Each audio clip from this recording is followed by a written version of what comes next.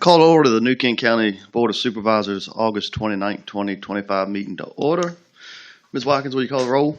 Mr. Evelyn, Here. Mr. Moyer, Here. Ms. Pearson, Here. Mr. Steers, Here.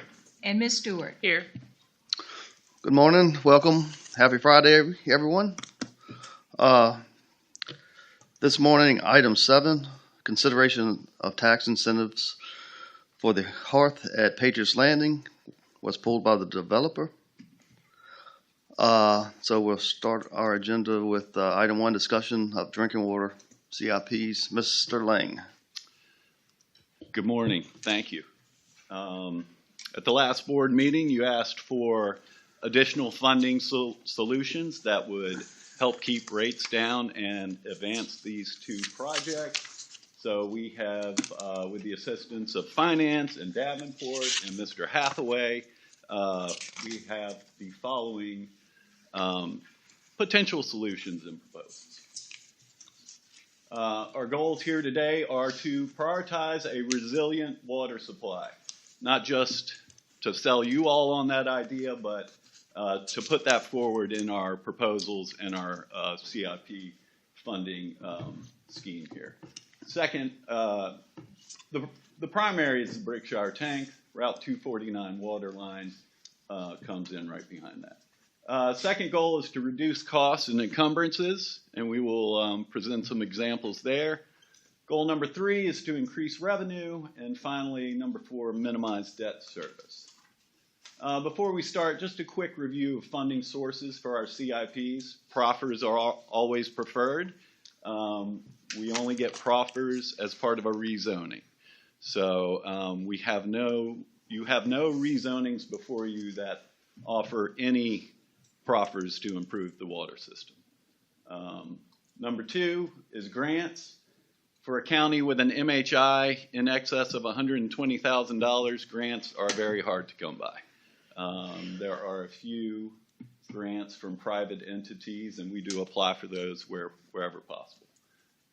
Number 3 is connection and availability fees, and we'll get into those a little bit here in a second, but we have to have development to get the connection and availability fees. So, number 4 is user fees. These are the rates that our customers pay. And then finally, borrowing if we have to. So that's why we're here today. Oh. $68,900 is the equivalent of 1% of our budgeted revenue for FY26. So this is a number we'll kind of refer back to later. Also wanted to review some revenue losses that we've experienced, or opportunity losses in the recent past. We reduced rates in FY20 and FY21. That just doesn't impact revenue in those years, but of course every year after. And then on the non-user fee side, you see here we have connection fees in FY22 were $2.2 million. We're down to about $1.3 million for FY26. Bottoms Bridge Service District tax collection, $245,000 in FY22, and that is zero now. Penalties. In FY22, we collected no penalty due to COVID. But penalties were running about $90,000 a year. That's not really a revenue stream we want to depend on. I did ask our utility billing staff to provide an extra grace period in applying the penalty. We get complaints every billing period that I mailed my bill on time. It didn't arrive before you applied the penalty. Why can't I get the penalty removed? So we did add about 10 days before we apply the penalty. And that costs us about $30,000 a year. So finally is miscellaneous revenue, and that is predominantly our nutrient credit sales. That has also, that peaked in FY23, but has also started to taper off because bottom line, there aren't as many polluters in the York River Basin to sell our credits to. So good for the Bay, not necessarily good for New King Public Utilities. On the issue of prioritization, guys, this is your number one water or utility priority right now. Water pressure in Brickshire was 36 psi Wednesday morning. The legal minimum per regulation is 20. Normal is between 60 and 80. So if we have a fire at 36 psi, we're not going to have any water in Brickshire. That's just the bottom line. So this is a 1 million gallon composite tank and interconnecting water line. It is 90% designed. So the base design is there.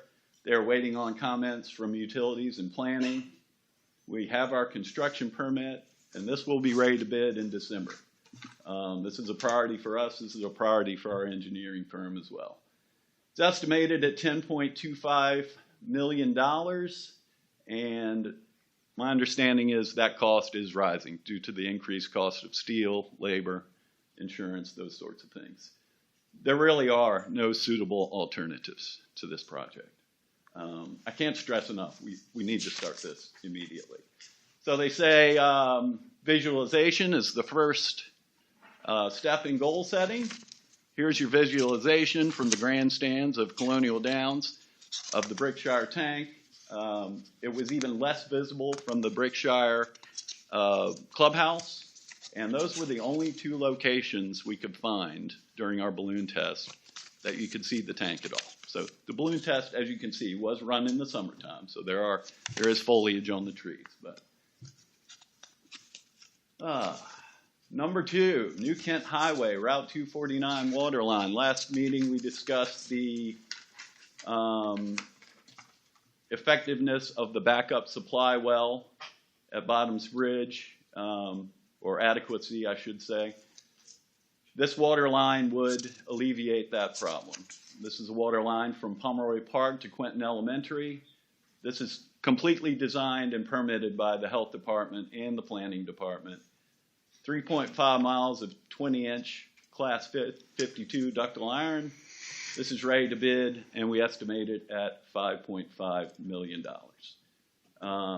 A potential alternative, short-term alternative to this is to replace the Cary Road well. That would probably be designed, constructed, and the site demolition that would be necessary. It's probably going to be about $1 million. If we go that route, we need to start that immediately. And we do have funds in the water line that we could reappropriate to get that off the ground.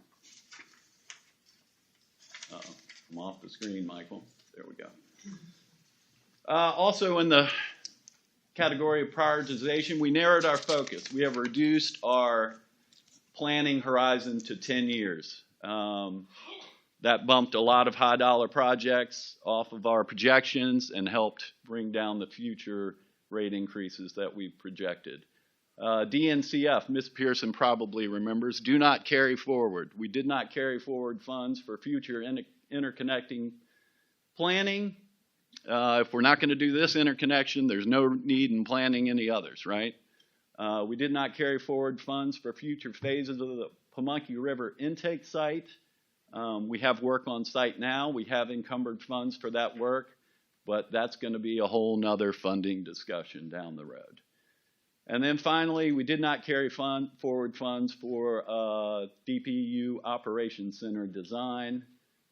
Certainly an important one to my staff, but we're going to have to put it off for a little while to make these others happen. So, total that we did not carry forward out of our CIP was $2.978 million, and this is done, so no approval needed. Reduce cost and encumbrances. We just talked about funds not carried forward. We, prior to the board retreat in March, we removed most of the contingency funding for our operating budget. Traditionally, we have been able to handle emergencies within our operating budget. We've always come out under budget overall for public utilities on our expenditures. We have removed, I think it was about $250,000 worth of contingency funds out of the operating budget, and the result of that may be if there's an emergency, I have to come to you guys for the appropriation. So,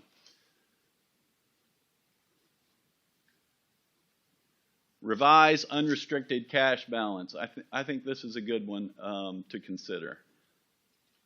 Internally, we require of ourselves 50% of our operating revenue to stay in the bank.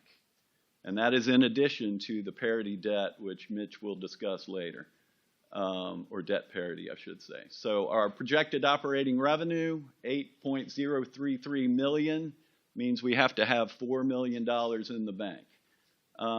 When we implemented this policy, our operating revenue was about $4 million. So we only had to have $2 million in the bank. But as the operation has grown, that minimum cash balance has grown. We've laid out a few suggestions here on how to mitigate that. And in our internal discussion, we landed on switching that to 50% of operating expenses. That's our real liability if we have a catastrophic event. So that reduced, or that made about $812,000 of net cash available. That's cash we already have that we could free up for spending.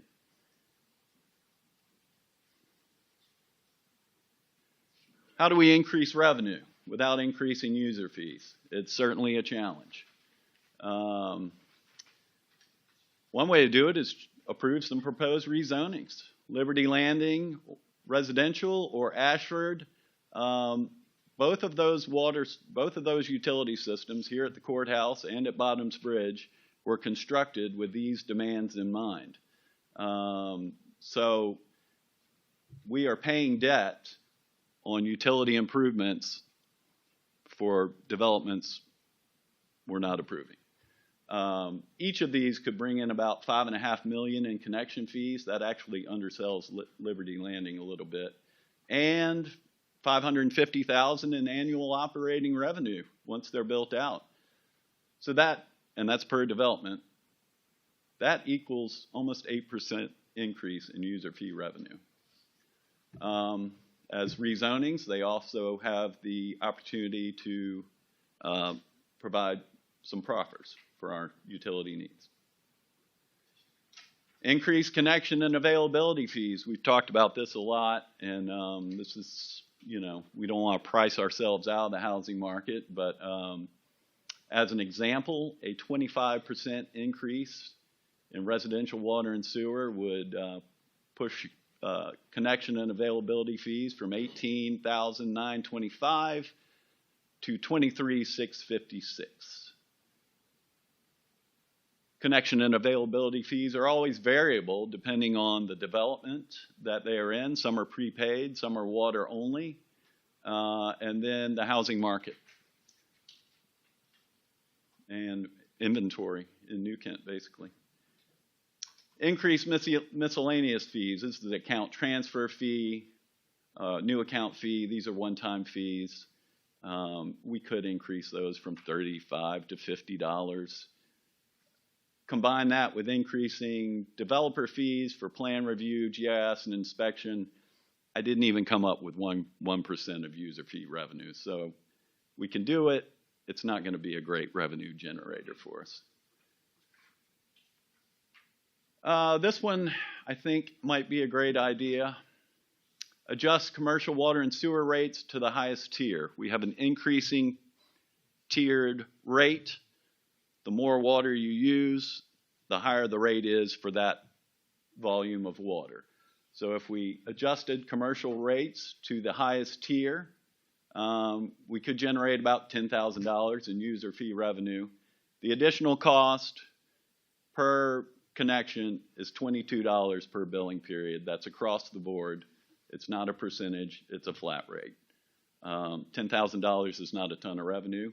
If we combine that with adjusting the residential irrigation rate to the highest tier, similarly, it'll be $8.81 per 1,000 gallons, no matter how many gallons you use. This would require an irrigation minimum year-round. So even in the wintertime, when you're using 0 gallons, you're going to pay $8.81 for your irrigation meter. The cost to the user, the resident, these are all residential, could be 0, depending on how much water they use in the home and in the irrigation system, or it could be up to $53 per billing period. Those are the extremes. For sure, it is approximately $9 per billing period for 0 to 1,000 gallons. This also alleviates the complaint that irrigation is not a separate line item on the bill. Currently, irrigation and domestic water are combined, and so we give you one water total. So under this idea or rate structure, you would have a minimum in the home, and you would have a minimum for irrigation. They are not combined, so you would pay a minimum on both those meters every month or every other month. Combining these two ideas come out to about $155,000 annually, which is about 2.25% of user fee revenue. Of course, that's going to grow as the county grows. I would expect it to track around 2.25% as we grow. All right, and then this last one, probably not very popular. Reinstate the Bottoms Bridge Service District tax levy. We do have a tax levy. It is 0 cents. We pay about $950,000 annually on the debt service for Bottoms Bridge, and that is through 2033, unless we refinance, and then it would be longer. That's equivalent to 13.83% of user fee revenue annually. As an alternative to this idea, reduce the Bottoms Bridge Service District to the commercial corridor. You already have an overlay for commercial design. We could mimic that with the Bottoms Bridge Service District. Ms. McLaughlin provided me the taxable rate on commercial and Bottoms Bridge, or the total tax, I should say, and it was $125 million. So 1 cent would be $12,500. It would need to be a 5.5 cent tax rate on commercial properties in Bottoms Bridge to equal 1% user fee revenue. And with that, what questions do you have? Questions?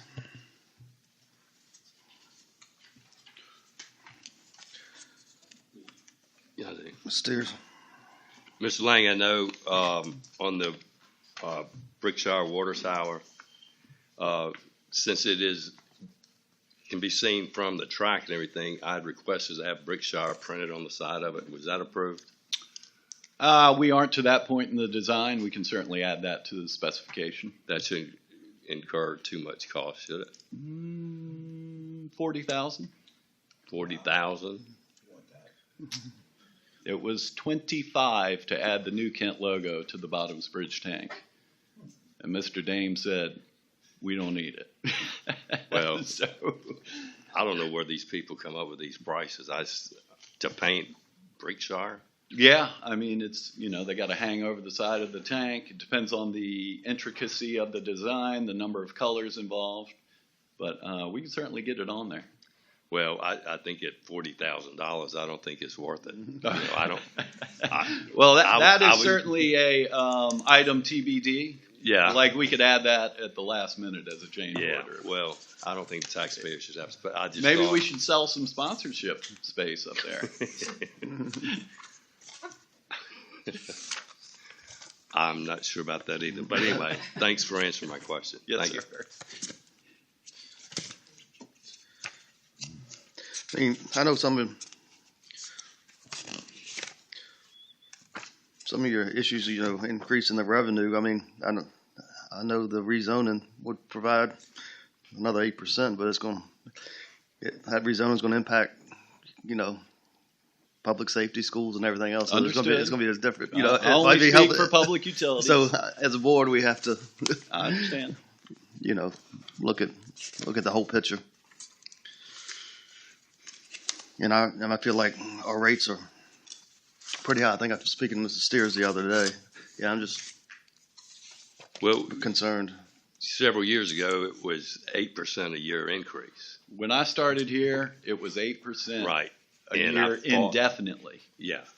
And then we finally worked with your group and finally got it down to 4%.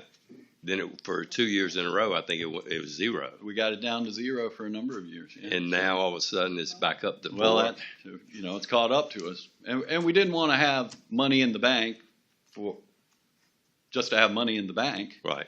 But now we look at this pro forma analysis, and it turns out we might have to borrow money to have money in the bank. So that's why we're talking about reducing the minimum cash balance. I like that idea. I mean, that's a good idea. I can support we're that. holding it. It'd just be foolish to borrow money right now just to meet that cash balance. I agree. And I think raising the irrigation rates, I know I hear a lot of friends in Brickshire, and I don't think that's a good idea either. When you look at the statewide, there is a statewide survey. When you compare our rates to statewide utilities, we're right there at the median. And when you compare our rates to utilities our size, we are below average. Oh, we are. Yeah. And it's all based on cost to produce and distribute. And with having 10 separate water systems, it's like running 10 food trucks versus running 1 or 2. You're going to have a lot more cost out there. Electricity, operator time to visit all these stations, sampling, reporting, all those things. And some of those things it doesn't matter whether we have 32 customers or 5,000 customers, those things have to be done for that water system. So. Thank you. If you don't have any more questions, I'm going to turn it over to Mitch and Ben. I think taking some of these solutions, the numbers look a lot better, and they're going to run you guys through this. Thank you. Mm-hmm.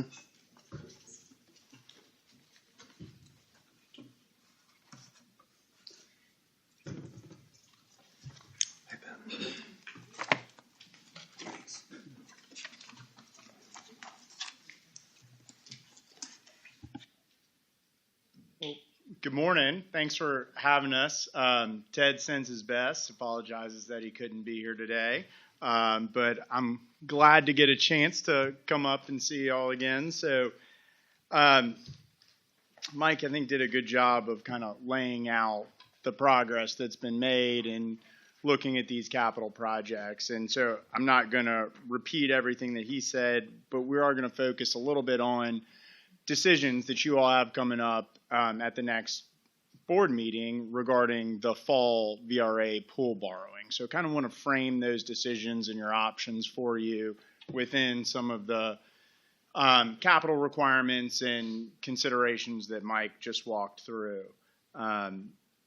And you've got Ben just passed out hard copies of this presentation. Just going to start out on page 2 and maybe kind of reframe things for us before we get into some of the numbers and results in the pro forma. So big picture, right? We've had this conversation this year about the carry forward projects. That's the $23.5 million of remaining costs on projects that are underway at some level. The majority of those costs are under contract, encumbered, so have to be paid at this point. Over the years, when those projects got started, there have been financings identified within the financial pro forma to fund those projects. You all, through financial management, doing better than you projected, some delays in the projects, have been able to defer that borrowing for a number of years, which helped contribute to not having to raise rates over a couple-year period. But at this point, those projects are largely anticipated to be spent in fiscal year 26. And if all of that funding occurs in fiscal year 26, would anticipate being below the reserve policy and perhaps would need to spend some of the restricted dollars that are restricted under your bond covenant. And that would be technically outside of your bond covenant. You would not be in compliance with that. You would be required to add cash back next year to be in compliance with that bond covenant. So I think, as we've talked with staff, I mean, that's kind of priority number one, right, is managing the cash flow, managing our reserve policy and minimum bond covenant requirements with those ongoing projects, funding the remaining project costs. In addition to that, in fiscal year 26, there's about $2 million of normal CIP ongoing projects that you all have to do for the system. And then the two major projects that Mike mentioned that y'all will consider this fiscal year, the Brickshire tank, priority number one, as Mike laid out. The timing for that is not going to be bid, I think, Mike, out to bid in December. So realistically, by the time you go through the bid, start construction, there's only a few, call it maybe 4 months of spending to occur in fiscal year 26. So that's a decision for fiscal year 26, but not necessarily a major cash flow requirement for fiscal year 26, limited spending. The New Kent Highway Interconnect Project, Highway 249, that is basically ready to bid, could be bid this fall, and I think that's a shorter timeline project, about 9 months, if I recall. So that may have more spending to occur in fiscal year 26 if you were to go out to bid this fall. Beyond that, staff has gone back and looked at the overall CIP for the outer years, 27 to 35, and has reduced that largely by setting aside the Pamunkey project at this point. We know that's something that's going to have to be considered, but that's a more of a longer-term project. So for today, when we run these pro formas, we're going to be looking at about $22 million of spending fiscal year 27 through fiscal year 35 for the overall CIP. Y'all are aware we have submitted the application to VRA for the fall pool, non-binding application. Y'all will consider whether or not to participate in that pool at your September 8th meeting. And at that meeting, you'll decide whether to participate and the amount of the financing that you want to participate through, which is, go ahead, Mr. Evelyn. Oh, no, I think you already answered my question. Can we change that amount on the 8th? Like we will? Yes, sir. You get to choose that amount on the Okay. 8th, and I think in part that would be due to the projects, right, you want to finance, right? I think at a minimum, talking to staff, I mean, the projects that are ongoing, that's the major consideration for cash flow this fiscal year. The other, two projects, Brickshire, New Kent, if you want to move forward with those, could consider some level of borrowing in the fall for them to help with cash flow, or could defer to the spring, see what the actual project costs are. At that point, you'll have a much better sense of fiscal year 25 results, how 26 is going, have more information to determine how much you want or need to borrow for those projects as part of the spring or a later pool, depending upon actual results. So I think that's, in talking with staff, priority number one is the cash flow needs for the projects that you're working on now, and then some consideration of, do we want to borrow some or all of these other projects? Okay. Mr. Chair, I have a question. I probably should have asked Mr. Lang this question, but you did mention an alternative to the $5.5 million project. Can you tell me what the pros and the cons to that are? The pros are we can get it designed and constructed relatively quickly. The cons are you're going to spend $1 million and in 12 or 13 years it's kind of obsolete. That's what I mean, know. it's not a stranded asset, they would say. It's not useless. Right. I mean, it's still there for backup. Right. But you don't need it. It's extra redundancy once this water line is completed. So. Okay. I just thought it warranted the question. Thank you. Thank you. Okay, so we do have for you on, I'm not showing the presentation, on pages 3 and 4, just a comparison and a listing of those projects that are underway, those carry forward projects, and the amounts. That it does reflect the reduction of around $2.9 million from the prior list. Staff went through and determined to push out some of the projects that were not under contract, that you were not encumbered to spend money on. And then page 4 shows you the current CIP that we're working with, total of about $63.4 million. That's inclusive of the $23.5 million of the carry forward projects, the Brickshire Tank, New Kent Highway, and then 27 and beyond. So we've kind of color-coded those for you so you can kind of think through that decision process, right, of which ones do we want to include or consider in this fall financing. Okay?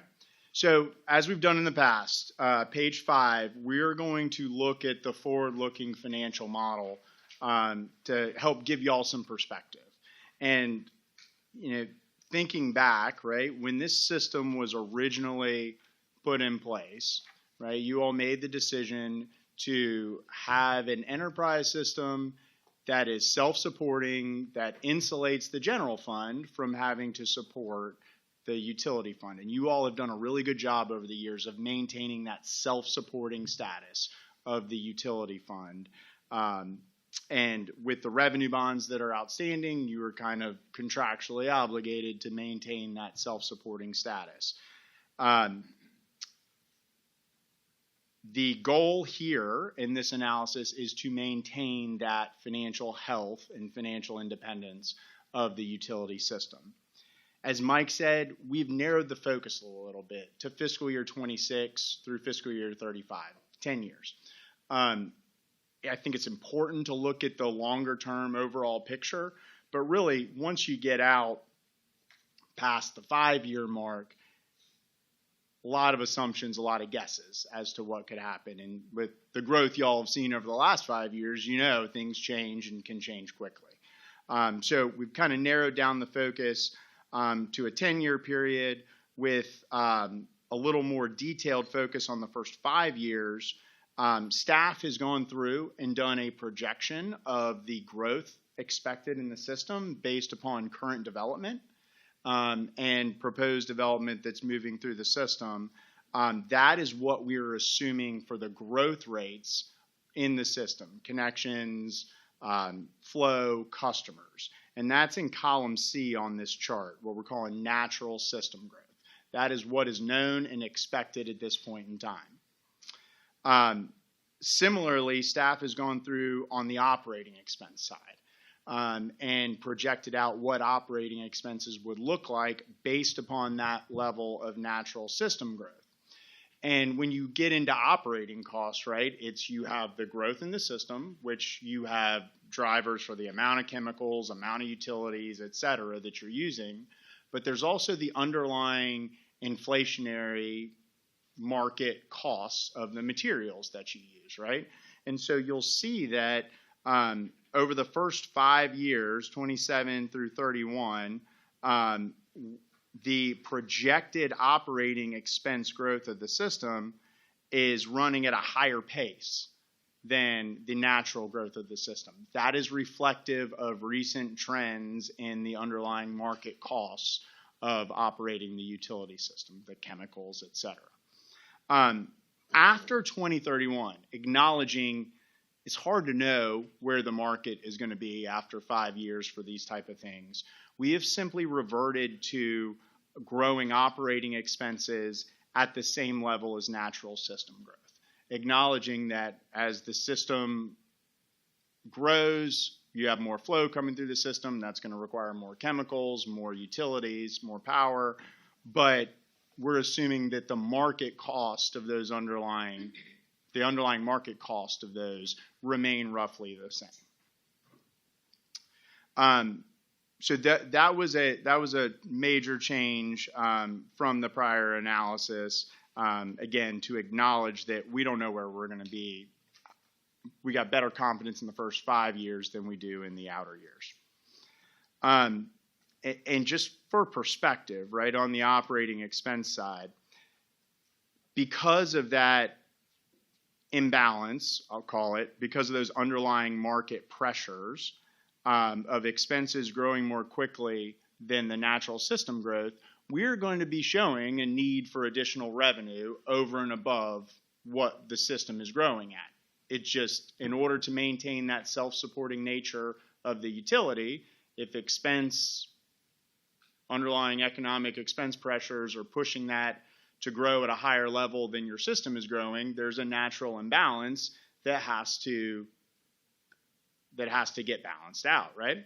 And you all have been fortunate to be able to do some of the things that Mike talked about in terms of holding rates, reducing certain rates over the last 5 or so years. Over that same period, operating expenses have grown by over 50%, largely due to the inflation that we've seen, right? That's outside of your control, right? You got your operating expenses are growing because the system's growing, but then on top of that, CPI has grown by over 25% over that same period. So that has to get balanced out at some point in time in order to maintain the level of financial operations you have over the years. So some of the revenue growth that we're going to be showing is tied specifically to maintaining the operations of the system, not necessarily capital. When we finance the projects, our baseline assumption is going to be consistent with what we've looked at before.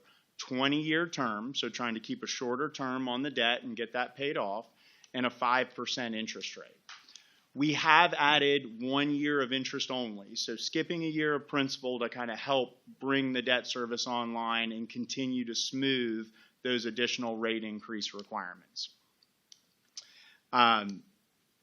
When we're solving for this, as y'all are aware, you've seen a lot of this over the last several months, we're going to calculate the additional level of system growth needed over and above the natural growth that staff has projected in order to maintain your minimum debt service coverage requirement, 1.15 times, and maintain compliance with your cash policies, your reserve policies. In doing that, we're going to smooth it out so that there's no major spikes. So we're going to kind of spread it out over as long of a period of time as we can do that. And when we look at the results of this, we're going to focus on what are the additional revenue growth needed to maintain compliance with those policies. That revenue growth, remember, can come from a number of different areas. It can come from the additional increase in system growth, like Mike outlined with the rezoning, that can create significant new revenues, but like Mr. Evelyn said, there's other considerations that have to be taken into account with something like that. It can come on the expense side, right? And y'all have seen that over the years. You've been able to outperform and manage your expenses well. And so if expenses come in lower than what's projected in the pro forma, that can help offset some of those revenue requirements that we're showing. And then finally, if you can't get there through natural growth or through the expenditures coming in better, then you're looking at user rate or other fee options like some of the things that Mike laid out in his presentation. So with that, right, we're going to look at a few different scenarios here on page 6. And we've done this incrementally for you so you can kind of see the impact of decisions that you have in front of you on September 8th. We're going to start out with a base case scenario that does not fund any capital, including carry forwards, over and above the amount that you have borrowed for already. You have existing bond proceeds of $8.9 million in the bank that has to be spent on capital. Other than that, we're not going to fund any capital. And that hopefully will be helpful perspective for you in kind of setting the baseline. This is the additional revenue we're going to need regardless of what capital we fund. That's what the math shows us. Then we're going to incrementally add on these projects in order of priority that Mike laid out. The carry forwards, which are encumbered and under contract, have to be spent. Then priority number 1, the Brickshire tank. Then the new Kent Highway project. And then we'll layer in the future years so you can see the impact of that. Just to make sure you've got plenty of numbers to look at, we're going to run a few cases for you for each of those scenarios. And the first is just going to be what we've done all along. Maintain our current policies, 50% of cash, available cash, as a percentage of operating revenues. Case B is then going to make the change that Mike alluded to, switching that from 50% of revenues to 50% of expenses, right? And that's going to, your revenue budget is higher than your expense budget, operating expense budget. So that's going to free up a little bit of cash. And that is not a change that is a red flag for us or any lenders who are looking at you. That's really a preference for you all as a board. Many people have a generic policy as a percentage of budget. And so they get to choose revenues or expenses. And a lot of people do already have policies that are as a percentage of expenses. So that would not put you out of line with others who operate utility systems. We'll then layer in case C, some of these alternative fee adjustments that Mike laid out with the irrigation fee in case C, and then incrementally add on top of those irrigation fees in case D, the change in connection rates that Mike walked through. And then the last sort of incremental change we'll make in what we're calling case E is just show you the impact of some of the tools available on the debt side. We have, and you all have, traditionally been very conservative in your debt structure, which has allowed you to pay off the debt more quickly and take care of that responsibly. But for some of these longer term projects, you do have the option to amortizing the debt longer if you choose to. So just for perspective, we've shown what, if you go from that 20-year term with 1 year of interest only to a 25-year term with 2 years of interest only, how that could incrementally change the revenue requirements. Okay? So, page 7, and this is the only one I'm going to walk through in detail for you, but we've got a page for each scenario. And scenario 1 is that kind of the minimum requirement. That's what we need to maintain compliance with our policies and our bond covenants from a cash flow perspective. And what you see is the base case on the far left. We've labeled it informational only, right? We know we've got encumbrances that we have to fund, but this is establishing the baseline. And what you'll see is on top of the 4% that you all did this year, in order to keep up with operations, maintain your policies, there would need to be at least 1.2% a year of additional revenue growth over the next 5 years. So in total, and I'm going to include the 4% that you did this year in the totals, that would be a 10% in the aggregate additional revenue requirement. Case A then simply layers in the $25.5 million of funding, and of that, so you can see that on line 8, of that $25.5 million, line 6, we're assuming we would borrow $5.4 million for the projects from the fall pool. And what you'll see down on lines 15 to 25 is that essentially doubles the revenue requirement. Right, the additional revenue requirement. You go from 1.2 to 2.6% per year, or in total adds about 7%, 10 to 17% over that 5-year period.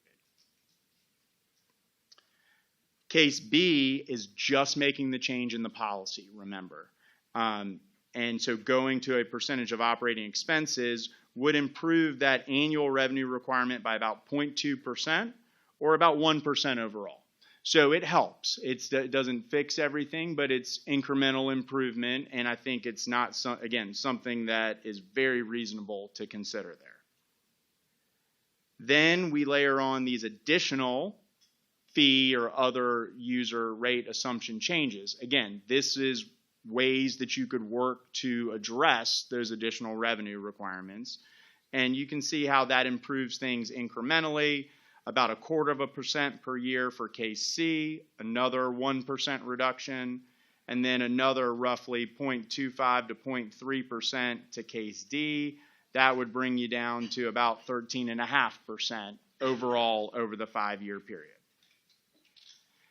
As you're going forward through these cases, right, we're adding additional revenue assumed to come in.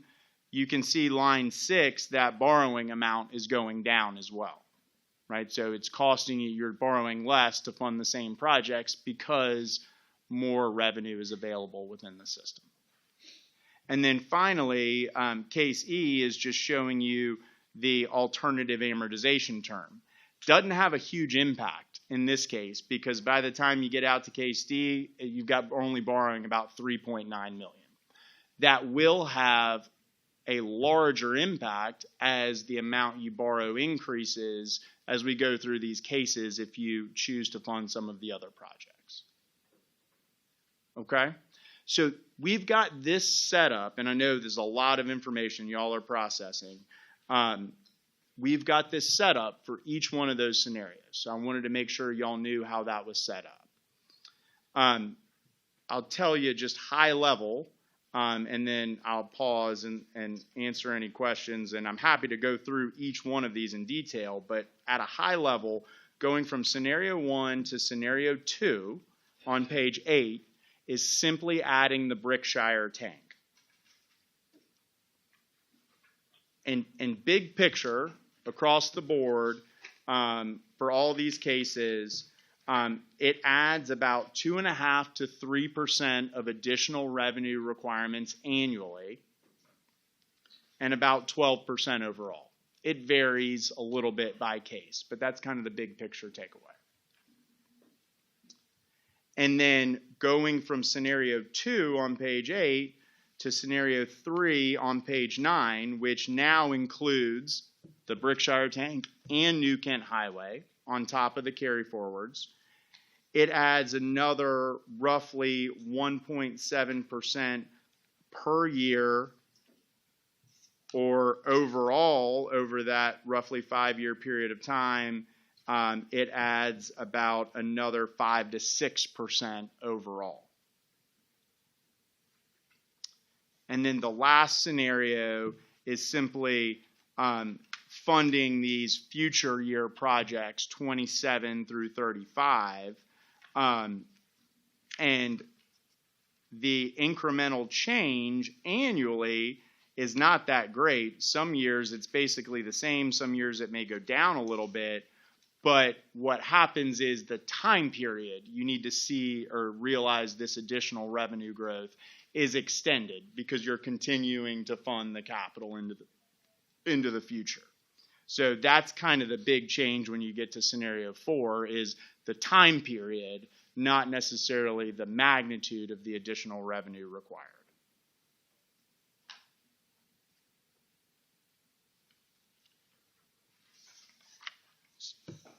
So I'm going to pause there. And again, I'm happy to walk through any and all of these in as much detail as you'd like, but I just thought I'd hit you with the big picture there and take your direction.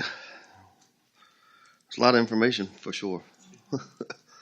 Board members have any comments? Ms. Stewart. You go ahead. Ms. Stewart, you're good. Just question, and I know we keep, and I don't know who this is for, so whoever knows this.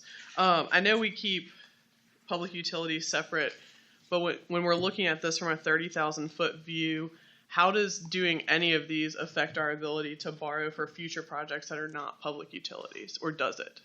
Well, I mean, I'll let Mr. Hathaway jump in if he has thoughts, but the utility fund is separate and apart from the general fund. You are operating that as a separate system, a separate accounting fund, and you have contractual obligations with your existing bondholders of the utility revenue bonds to maintain a self-supporting system. So from a borrowing standpoint, your borrowing within the utility system is paid for utility system revenues by contract. So you are not impacting general fund revenues when you do that. Now, there may be other considerations, like Mr. Evelyn said, about borrowing for specific projects that could impact the general fund expenses, et cetera. But from a pure borrowing capacity, we talked about on the general fund, debt capacity, debt affordability, that this borrowing does not impact that. Okay, thank you. Mr. Steers, you had something? Yeah, I think this is probably for Mr. Lang, but is it possible to defer the New Kent Highway interconnection project for another year or so? Yes, sir. But I would still recommend, well, you're talking 1 year? Well, just not this year. Yeah. Well, and the reason I ask that is because the cost there is 5.5 million, and that if we could defer that, then we wouldn't need to borrow the 5.3 million. The answer is yes, it is possible.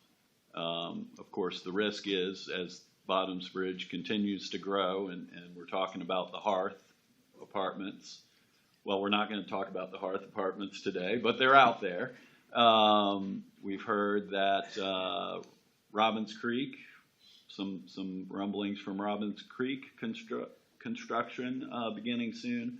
So the risk increases that we have a catastrophic well pump failure during a high demand period. I will say on the operating end, we've got a backup well pump on the shelf. We've got a backup motor and what's called the VFD, the computer that controls the pump.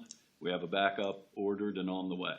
So we've got everything in backup, but we still have to get it into the well, in time. So the answer is yes, it is possible to defer. And Mr. Steers, just to make sure, sorry, I understood your question about that. If we don't do the New Kent project, the Right. 5.3 million, we wouldn't necessarily need to fund. If you're on page 7 of this presentation, I am. this is scenario 1. The only thing we're funding here is those carry forward projects. So the New Kent Highway is not funded on page 7. Okay. That 5.3 million is sort of the minimum borrowing requirement to fund those carry forward projects and still maintain compliance with the cash reserves and bond covenants. Okay. Thank you. Yes, sir.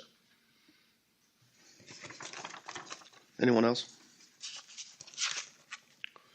Okay, so just real quick then, on page 11, I just want to kind of run you through here. On September 8th, this is where you will need to take action if you would like to participate in the fall VRA pool. Their deadline for their local approvals, these local resolutions, which approve a not to exceed amount, doesn't have to be the actual final amount, but a not to exceed amount, and the general terms and conditions with which you want to move forward with the financing, that would need to be done on September 8th to meet their local deadline.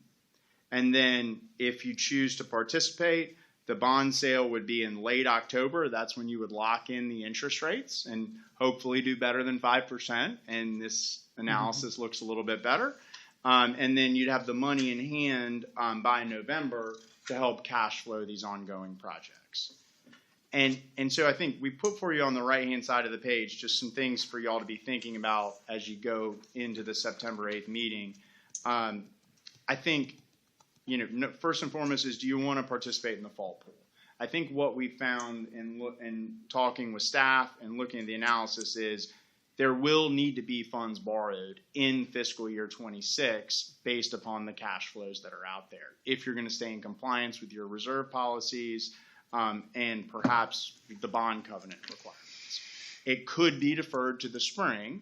If you wanted to do that, that'll put a little more pressure on the cash flow of the utility system between now and May. But I think the key piece is getting a financing in place by the end of the fiscal year in order to maintain compliance with your reserves and bond covenants during fiscal year 26. So that'll be a key decision. Fall pool, or do we wait until the spring? And then if you participate, if you choose to move forward in the fall pool, how much are you going to fund? Go ahead. No. How much is there information in here? How much we would be out of compliance if we waited till the spring? So well, if we waited to the spring, we don't have like that detail of monthly cash flow. It's got an idea that the interest rates might be a little better if we wait longer. I like to gamble. No, I'm with you. This is an aside. You don't want to engage me in these because I love talking about hypotheticals. But that's a big discussion right now, right? We all know the Fed is talking about lowering rates, maybe in a few weeks, and then maybe again by the end of the year. Right? That's the current expectation, right? And that's kind of where my head's been at. So I dug into it a little bit. Remember, the Fed rate is the overnight rate, the shortest of short-term rates. And the market kind of builds that expectation in that that's going to happen. So from what we've seen, we think largely the expectation of dropping of 2 basis points is already kind of factored into the current market rates. And I went back and looked at the tax-exempt municipal rates during the last period of time that the Fed was in this rate reduction, and the timing is actually exactly a year ago, September 2024 to December of 2024. And the Fed dropped rates 50 basis points over that 3 to 4 month time frame. And long-term tax-exempt rates, that's what y'all are borrowing at, if you look at the beginning of that period to the end of the period, are actually up a little bit. Not significantly, but it's the opposite. They went up. That's one occurrence, right? Not necessarily what would happen this time, but it's the last time we were in a very similar situation. And there's a lot that goes into the market outside of that short-term overnight rate that could influence things. And this year the big story has been expectations and tariffs and how the market's reacting to that. So I don't think we can count on Fed rates going down are definitely going to give us a lower interest rate. There's going to be other factors that influence as well, but it's a consideration. That's kind of the consideration between fall and spring is you're locking in rates now if you like these rates and you're helping the utility fund with some cash flow, but you could wait until the spring and the question will be what do interest rates do? You're just taking on that interest rate risk, and that's a gut call, right? Right. Mr. Moyer. Yeah, that's because of supply and demand. If there's pent-up demand for money and all of a sudden it occurs, then you're going to increase rates. Yeah, absolutely. And that's why mortgage rates aren't going to drop or loan rates aren't going to drop with a 2 basis point, but in this type of loan, can we refinance because we've had a lot of success. Mr. Hathaway's had a lot of success in our debt pool by refinancing at the right time. Absolutely. So the gamble is more of the system going down versus the interest rates going down. Okay. Our problem is if it goes down, it goes down. And then it doesn't matter what the interest rates are. We have to borrow.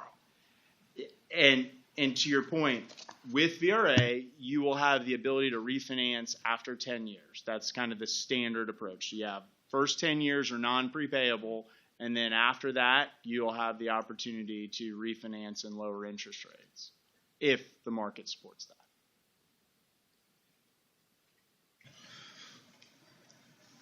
All right. Anything else? Do you want to explain to me about the advertised borrowing number? Yes. So in terms of the public hearing on September 8th, you have to advertise an amount. We advertise to fund all of the projects to maintain that flexibility. Again, ultimately, you all will determine whether to participate and the amount at which you participate. And the amount at which you participate, like you said, Mr. Evelyn, you could wait until the spring, or you could say we're going to borrow for some or all of the carry forward projects, but not Brickshire, not New Kent, now, and wait until we know more information about those later. So those are kind of, any and all of those options. But I think what we wanted to be sure that we shared is that financing, whether it's fall or spring, is going to be needed for the carry forward projects at a minimum. And so, you could consider locking in some of those interest rates in the fall and then revisiting in the spring or later, depending upon where you're at. Or, like you said, if you got a good feeling about where it's going to be, you could wait until the spring. Okay. But the advertised number represents a worst case scenario. It is very high. There will be sticker shock if there hasn't been already. We can always go down. You can't go higher. So Yeah, and that's based on VRA, the way they price their bonds in the public markets. They suggest that we build in cushion for not just the projects that we're funding, but the market environment where they're issuing into. So they have basically a 5+% recommendation that we increase by. So that's part of what's with that number as well. That did for September 8th. That deadline's pretty soon to get advertised, right? It's already out. Oh, it is.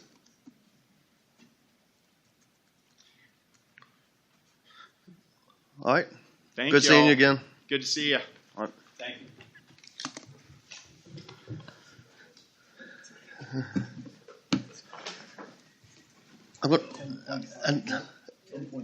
We're going to take a 5-minute break.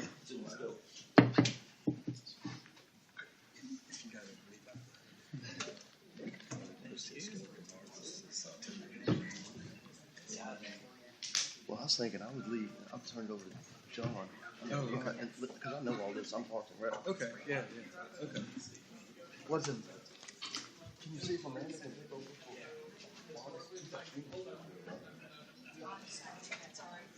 I gotta get it. Amanda can do it.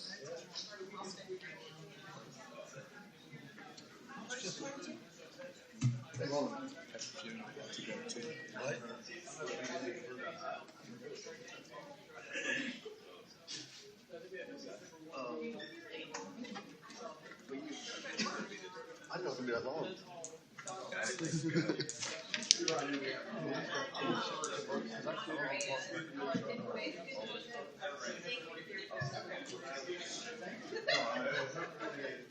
It was helpful. Thanks. Good to see you. I know that was a lot of info. No, thank you. Thank you. Yeah, I think y'all Thanks have for some presenting. decisions to make, so Appreciate it. just want to make sure you've got the info you need. Thank you. Yeah. Good to see you. Thanks, Ronnie. Yes, sir. See you. Thank you. Have a good holiday week. You too. You too. How are things going? Living the dream still?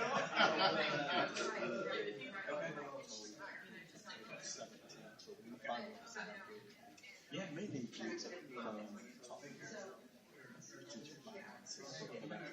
We already went down. Yeah. Gotcha. Yeah, no, we can definitely do that. All right. The debt capacity stuff. Yeah. Hey, Christy. And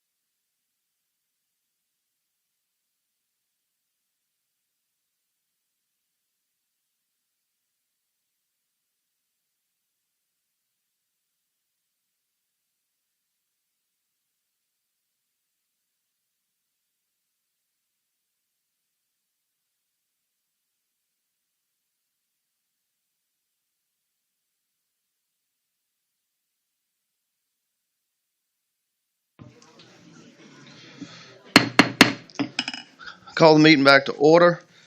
We're going to rearrange the agenda just a little bit.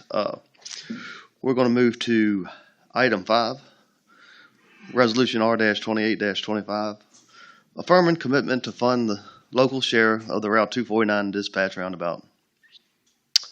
Ms. Inman. Good morning.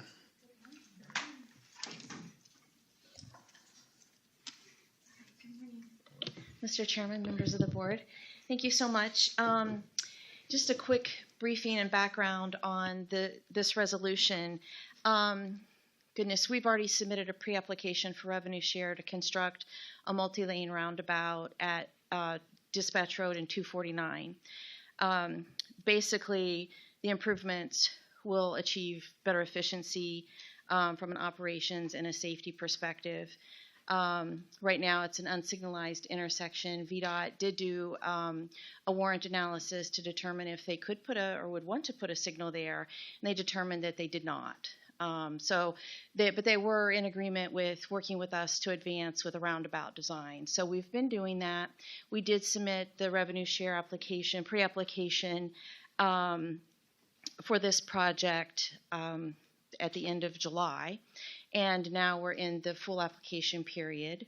So the total cost of the project right now as we have it is $8.6 million. And the revenue share will support 50%. So we've requested in our application $4.3 million.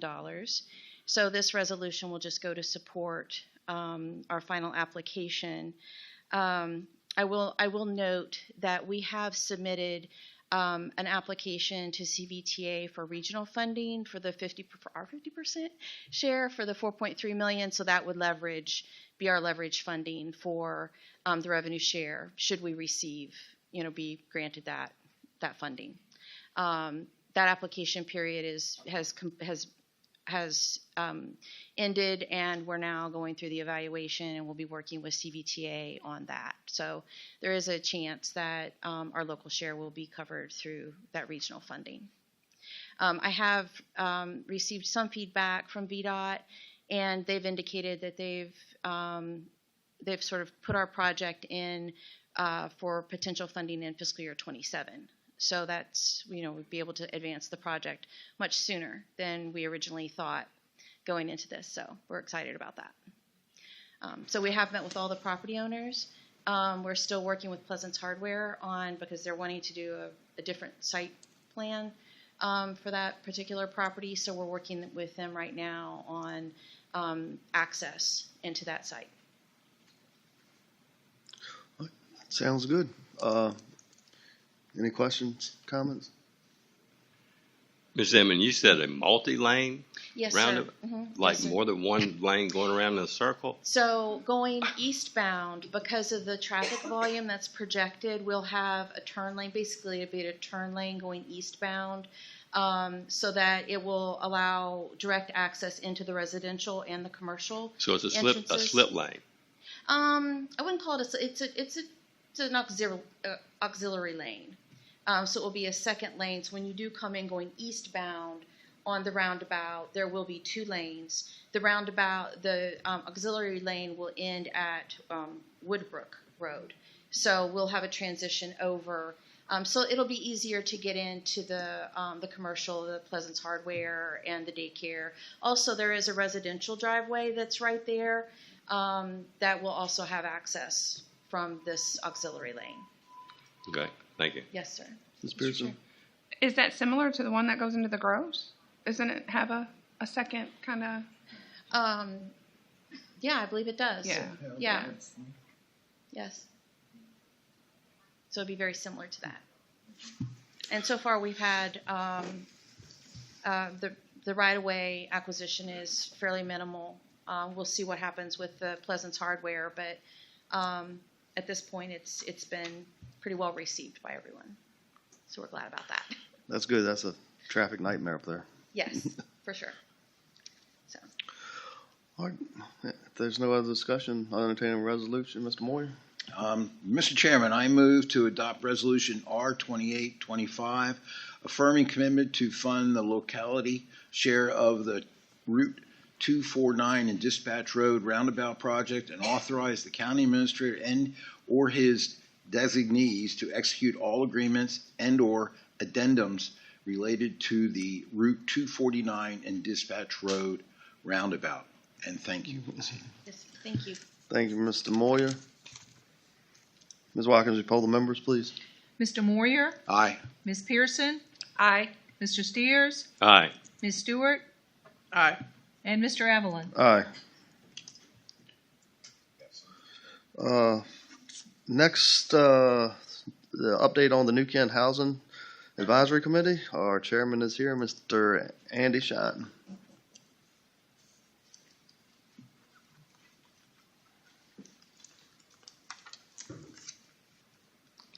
Good morning. Morning. Good morning. Mr. Chairman, members of the board.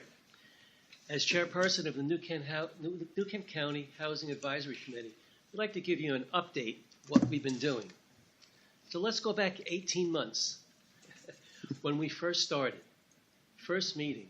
17 people are on the committee. Yeah, 17. So we went around the room and said, where do you want to go with to deal with housing in New Kent County? Lots of ideas came up. It was very clear early on that we needed to divide into 3 different groups. So some people were working on new housing. There was one subcommittee. Another subcommittee was on safe housing.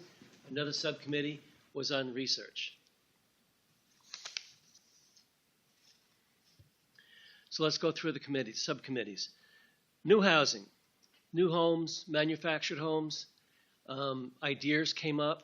Could we reach out to builders and say, if you were bringing something in, could you put aside certain homes or parts of townhomes that would be attainable to our workforce? That was one of our commitments to look into. What's attainable? Looking to our workforce. Different options have come up. We're going to come back later on with some more specific things. But moving forward, new homes, that's a little further away. Manufactured homes, that's something if we could figure out ways to expand those ideas to bring those manufacturers' homes into quicker, could be within a year and a half to bring them in. And if you see what the new ones look like, they're really nice. They're not what you think of normal ones. They're really, the new ones are really nice, and we're going to show you some pictures of them at a later time. So when we talk about attainable workforce, we're talking about sheriff's department, deputies, firefighters, EMS, teachers, people that work here outside of the county that need to find homes that they can move into here so they don't have to travel so far.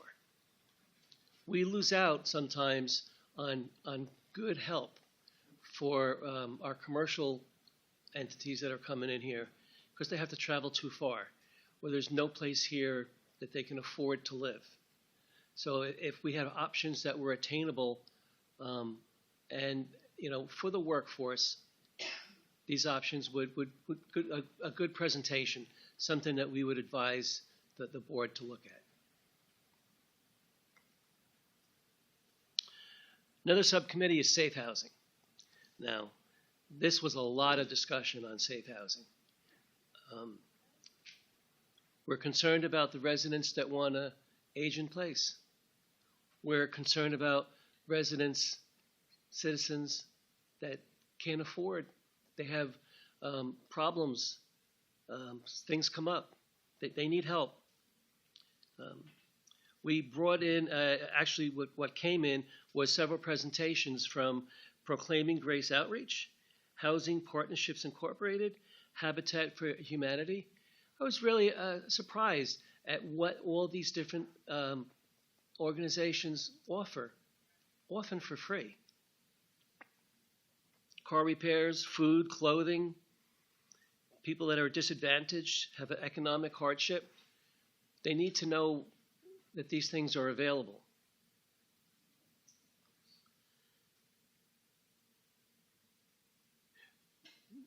We do a good job of reaching out with the social services and the committees we have now.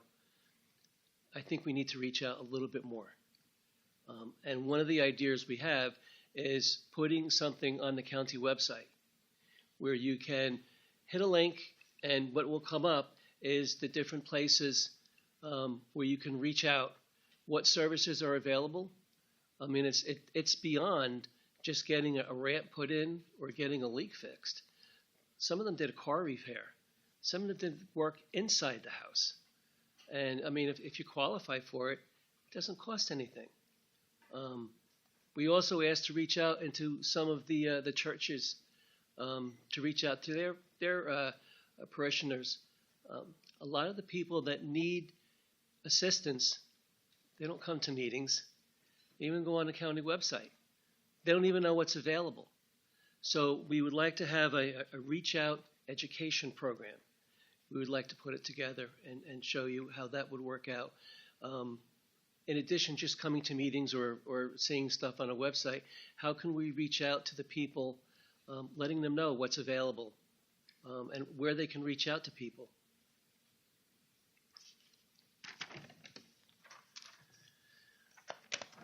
Moving forward, here we are, 17 committee members, lots of suggestions. So we had another meeting, 2 or 3 meetings, and we said, well, let's come up with the ideas. We came up with 50 ideas, 50, that we could do action and a solution. 50 ideas. Well, okay, so we had to narrow that down. So we used an impact effort matrix, which is we took those 50 ideas, we used a matrix where we numbered them from 1, what is the best impact, to what's the least impact for the county. What is the least effort, what would take the most effort to get things advised to the board.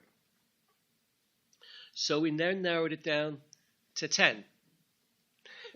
We're getting better. So all 50 were good, but 10 really were, by the numbers, you scored them from 1 to 10. So the ones that had the highest numbers would have the best impact with the least or some effort. And the ones that were the lower ones would have a lower impact, but would take a lot of effort on your part. So we wanted to try to isolate the ones, the top 10, that would be the best impact with a certain amount of effort, research on your half. Or you could always bring it back to us, and we could, delve into it more. Out of that 10, we met again, and we have come up with 5. And we're going to come at probably in November. We're going to bring a PowerPoint presentation. We are going to give you specific actions with specific solutions. So we will be very specific. This is what we would like to have done. This is the solution to get it done. And I think we also can offer a timeline on what we would advise these things to take place. That would be in November, and that's where we bring a PowerPoint in, and we will bring those very specific ideas, actions, and solutions that we will have working on. The last part that we worked pretty hard on was the Hearst plan in Patriots Landing. We met 3 times on that. We did our due diligence. We asked a lot of questions. We got a lot of answers. We asked more questions, and we got more answers. But in light of going into all the detail, which at this point is not necessary, I think it's fair to say that the committee recognized the potential, if that plan were to come to fruition, the potential for attainable housing to our workforce. Again, you're looking at sheriff's deputies, anywhere, teachers, firemen, EMS. It's better to have them living here. The whole workforce. As a committee, I think that's what we focused on, that the opportunities could have been there. I'm not going to go into any more detail at that point because they pulled their presentation. So we did do a lot of due diligence on it. We spent 3 meetings on it. one meeting was totally on that, just going over the details. It doesn't need to be discussed at this point because it may be a moot point. With that, I can take some questions. Any questions for Mr. Shine? Ms. Mr. Pearson? Chair, I would just like to thank you and all the Housing Committee members for all your hard work. I know I've been to a few of the meetings, and you guys do a good job of reining everything in and focusing. So I know it's time consuming, and I appreciate your research and your time. Thank you. Thank you. Thank you. Mr. Moyer? Mr. Shine, I'd like to duplicate that. Congratulations on what you've been doing. And it has been not only rewarding, but frustrating, of course. And we will move on and see what happens. We're understanding that there are employers in the area that are not happy right now because they can't get employees. We have promised a lot in our economic development and what we've talked about to future employers that we are not coming up with those solutions. And so somehow we have to do that. And we need your and your committee's advice on that. So thank you. Thank you. And that's what we're chartered for, specifically, to see if we can find those answers. And they're not readily available.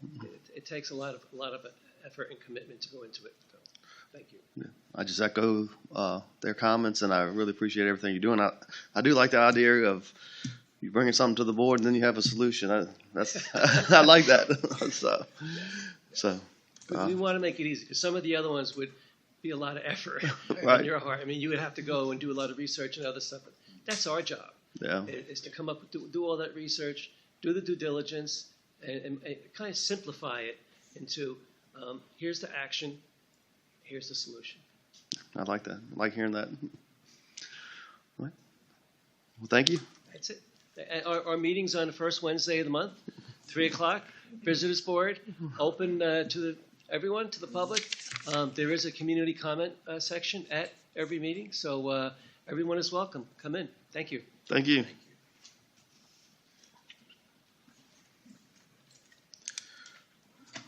Item 8, appropriation request for lobbying and governmental relations services. Mr. Hathaway.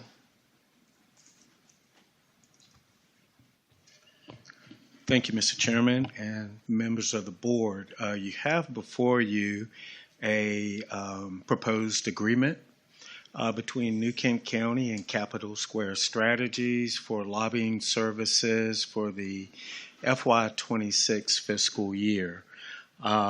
This is the same group that we used the previous fiscal year. That was very helpful with our state lobbying efforts for Colonial Downs. And actually, they've helped us on some other things this recent fiscal year. We've had an issue with the VDOT project schedule, and we were able to work with them to get that schedule expedited through the state. So this is a group that has done good work for the county in the past, and we're proposing to continue working with them for another fiscal year. The cost of their services is a total of $72,000 for the entire fiscal year, which is essentially the cost of having a staff person. And I think it's more advantageous for us to contract with this group where we have access to a lot of people as opposed to just relying on one person. So. Thank you, Mr. Hathaway. Any discussion, Ms. Stewart? I'll say, Mr. Chair, just a comment, and then I can make a motion whenever you're ready for it. I think, when we talk about painting a water tower for $40,000, $72,000 is a lot of money, but I want to put in perspective for the public that $72,000 is a one-person salary for a year, but it got us millions this past General Assembly session. So when we look at this, and I nitpick every dollar and penny that we spend, this has paid off for us, and I think it will continue to pay off. And with that, I'm ready to make a motion if you would like. Anybody have any other discussion? I concur totally with you, Ms. Stewart, so I'll entertain your motion. Mr. Chair, I move to authorize the county administrator to execute an agreement for lobbying and government relations services in a form approved by the county attorney not to exceed an annual fee amount of $72,000. I further move to appropriate $72,000 for lobbying and government relations services from the Colonial Downs Reserve for future appropriations budget line item. Thank you, Ms. Stewart. Any other discussion? Ms. Watkins, poll the members. Ms. Pearson? Aye. Mr. Steers? Aye. Ms. Stewart? Aye. Mr. Moyer? Aye. And Mr. Evelyn? Aye. I'm going to return the meeting over to Mr. Steers. Before I leave, I would ask you to keep the Wallace family in your prayers. Ms. Betty Wallace, who was a fixture in Providence Forge and New Kent, just passed away this morning. I just found out. So anyway, so I'm going to turn it over to you. Thank you, Mr. Steers. That was shocking. I'm sorry. I know y'all. Betty Wallace, a very close friend of mine. Okay, we'll go back up to item number 2, McAmey Woods update. And we have Kim Turner and Jason Baldwin from the Parks and Rec. Appreciate you guys being here. Thank you. You mentioned Ms. Wallace. We did our first little tea party that we had for kids at Wallace Manor for many, many years, and we knew she'd been ill. but we've got a lot of memories with her from Parks and Rec. So I'm like Mr. Steers. I knew she wasn't well, but that's kind of sad. So, but good morning, members of the board, staff, and residents. I see Mr. Smith here this morning. I'm glad he's here. We're actually going to rearrange it just a little bit in lieu of time to kind of catch up with some things. We're going to start with our Parks and Rec Department update that we have, and I've asked Mr. Baldwin to join me if he has anything he needs to add. You do not have a copy of this presentation just because it's a lot of color and spending on paper, but I will forward it to you if you're interested in seeing it. This year, we've been able to celebrate our 25 years as a department. We started in 2000 with a little lady named Miss Marcy. I believe Ms. Pearson knows her as well, and she really set the foundation for this department. Just going to skip through a little bit here. You can go ahead to that one. Just some initiatives that we did. If you participate on our Facebook page or Instagram, you'll see some of the virtual traditions and timelines that we put out there this year. We also have some highlights from our 10th year. We did a social media campaign. We were fortunate to have a communications, public relations staff person this summer, and she was able to help us with our rebranding and doing some of our marketing tools, because that seems to be becoming a really big thing in communicating with your residents. Just for fun, we had a kickoff party. Parker the Fox, he's our mascot. We had some things with our kids. I love that little kid she just had blue icing on her face, and come to find out her parents didn't let her eat cupcakes very often, so she was absolutely thrilled. She was wired the rest of the day, and then we were able to have some meet and greets, which do prove beneficial. They have cake and they have fun things, but it also gives us input into what residents are really looking for. So I really I know several of you do open houses, you do sidewalk talks, you do things like that, and that's really where you find out the information from your residents about what you need. Just a quick year in review. We offered 3 sports leagues this year. We do the soccer programs, we do the basketball in the county. We have many ongoing programs such as our line dancing. We now have added Pilates, which is a really good program that we're working on there. We've offered special events. Our youth summer camp was actually the longest one we've had this summer because school got out a little early. They went back a little early, but we ended up with the kids a good 8 weeks. So I will applaud the schools for doing it more than 8 weeks, because it's really tough. And we did extend our services this summer to teens, which was really interesting, that like 7th to about 9th or 10th grade. So that was definitely an eye-opening population to work with this summer. We also offered over 75 one-time activities and workshops. Out of those workshops, we do have to cancel some. Just interest might not be there, but for the most part, they're things that people are participating in. And just, I'm not going to go through all the numbers, but the soccer program, any of the youth leagues tend to be the programs that carry the most numbers with them. We actually have wait lists every year in these programs, and people go, oh, it's because you can't find a volunteer youth coach. It's not just that anymore. It has to do with officials for games that we have to have. It's difficult to find those. We don't want to have games that go for 12 hours on a Saturday and doing that kind of thing. Sometimes our field space is not available.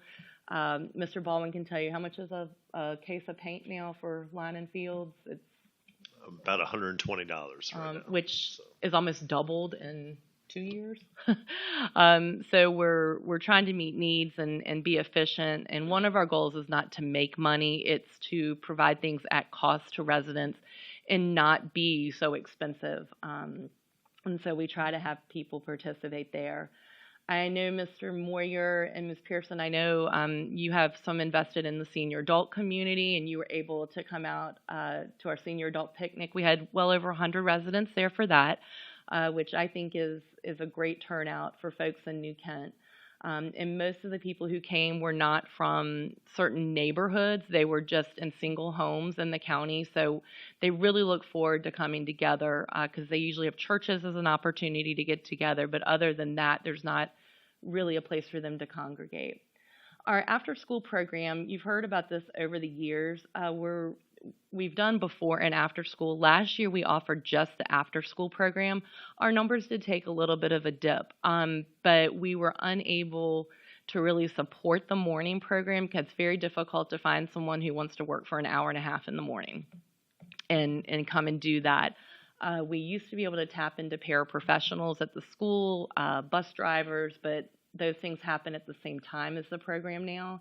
And we used to be able to get teachers a lot of times, but as many of you know, teaching is a lot different than it was 15, 20 years ago. And so it's sometimes hard to get staffing for those programs. This year, we're actually only running the after-school program at 2 locations, New Kent Elementary School and then also Quinton Elementary School. So what we did is we worked with New Kent County Public Schools and Mr. I was going to call him Mr. Hintz. Is that right? Mervyn Hintz, yes, with transportation, and we're transporting 20 kids from George Watkins Elementary School who had a great need for that after-school program, and they're going to Quinton Elementary School. So that way we're still inclusive in having something for all 3 schools. And we're kind of getting to a fine line, just real quick on after schools. We're not daycare. We are not licensed by the state. We do fall under the Department of Education where we file with them, but we do not provide the same services and certifications as a daycare would. So we've got to kind of watch that line, and I know there are some talks in the county about further developments, recreational type things that might be able to have those licensed daycare programs and fill another gap and another need that we do have in the county. Just some growing events. I know that many of you have been a part of those. We thank administration and the board for the support because those are growing every year. I think the Independence Day celebration, we lose count. The sheriff and I'm like, how many people were here? And we're like, we don't know. But we do have really cool drone footage of some of those events that kind of, we're up there in the thousands with some of these events now, which is pretty exciting. Flipping over to, did I skip? Oh, that's just programs. I'm just going to let you know, those are things we're continuing, just new initiatives that we have. I've been working with Mr. Hathaway and loosely with the Historic Commission on providing some 250th activities for the state of Virginia because that's a really big deal. And when I looked through things, New Kent wasn't on there. So we wanted to make sure that we brought that to the forefront. So working a little bit with the Historic Commission, Historical Society, and then anybody else who loves history. I'm not a huge fan, but my mom is, and I was voluntold we're going to make this happen. So we're going to work on that as well. And then we have had an increase in the homeschool population. The schools have a lot of kids in them, but there's still a huge amount of homeschooling kids as well. and we're trying to address those needs. We have some programs that meet at the park during the day, which is great because people are like, why aren't those kids at school? We're like, they're homeschool programs. So they're coming together and doing those. And then as well as intergenerational programs, we are running into folks who are aging in place in the county and they have their grandchildren. So we've got grandchildren and grandparents, and we're just trying to bring all those together. I think, is Gary's still in here. Looking at our park operations, we have 4 parks that we operate, and we do that with general services. With Gary Martin does assist with some of those projects. We put lots of orders into him of things that we break. His department handles more of any electrical, plumbing, building, things that they don't want Jason and I touching. And then we handle more of the operations and the logistics of who's using those fields, but we are the ones who are working on the ball fields and things like that. And I could give you a whole day about ball fields. It's so much more than you would think to operating those fields. Jason, I can have a whole conversation with you about turf fields too, off the record later, in maintenance. But we do have over 200 acres. It's not just parks and recreation groups. We have the youth association, we have girls softball, and many of you have been in touch with many of these groups. Depending on which district you're in, you have these groups come to you for different types of needs. And I feel that the support that you've given these groups is very important.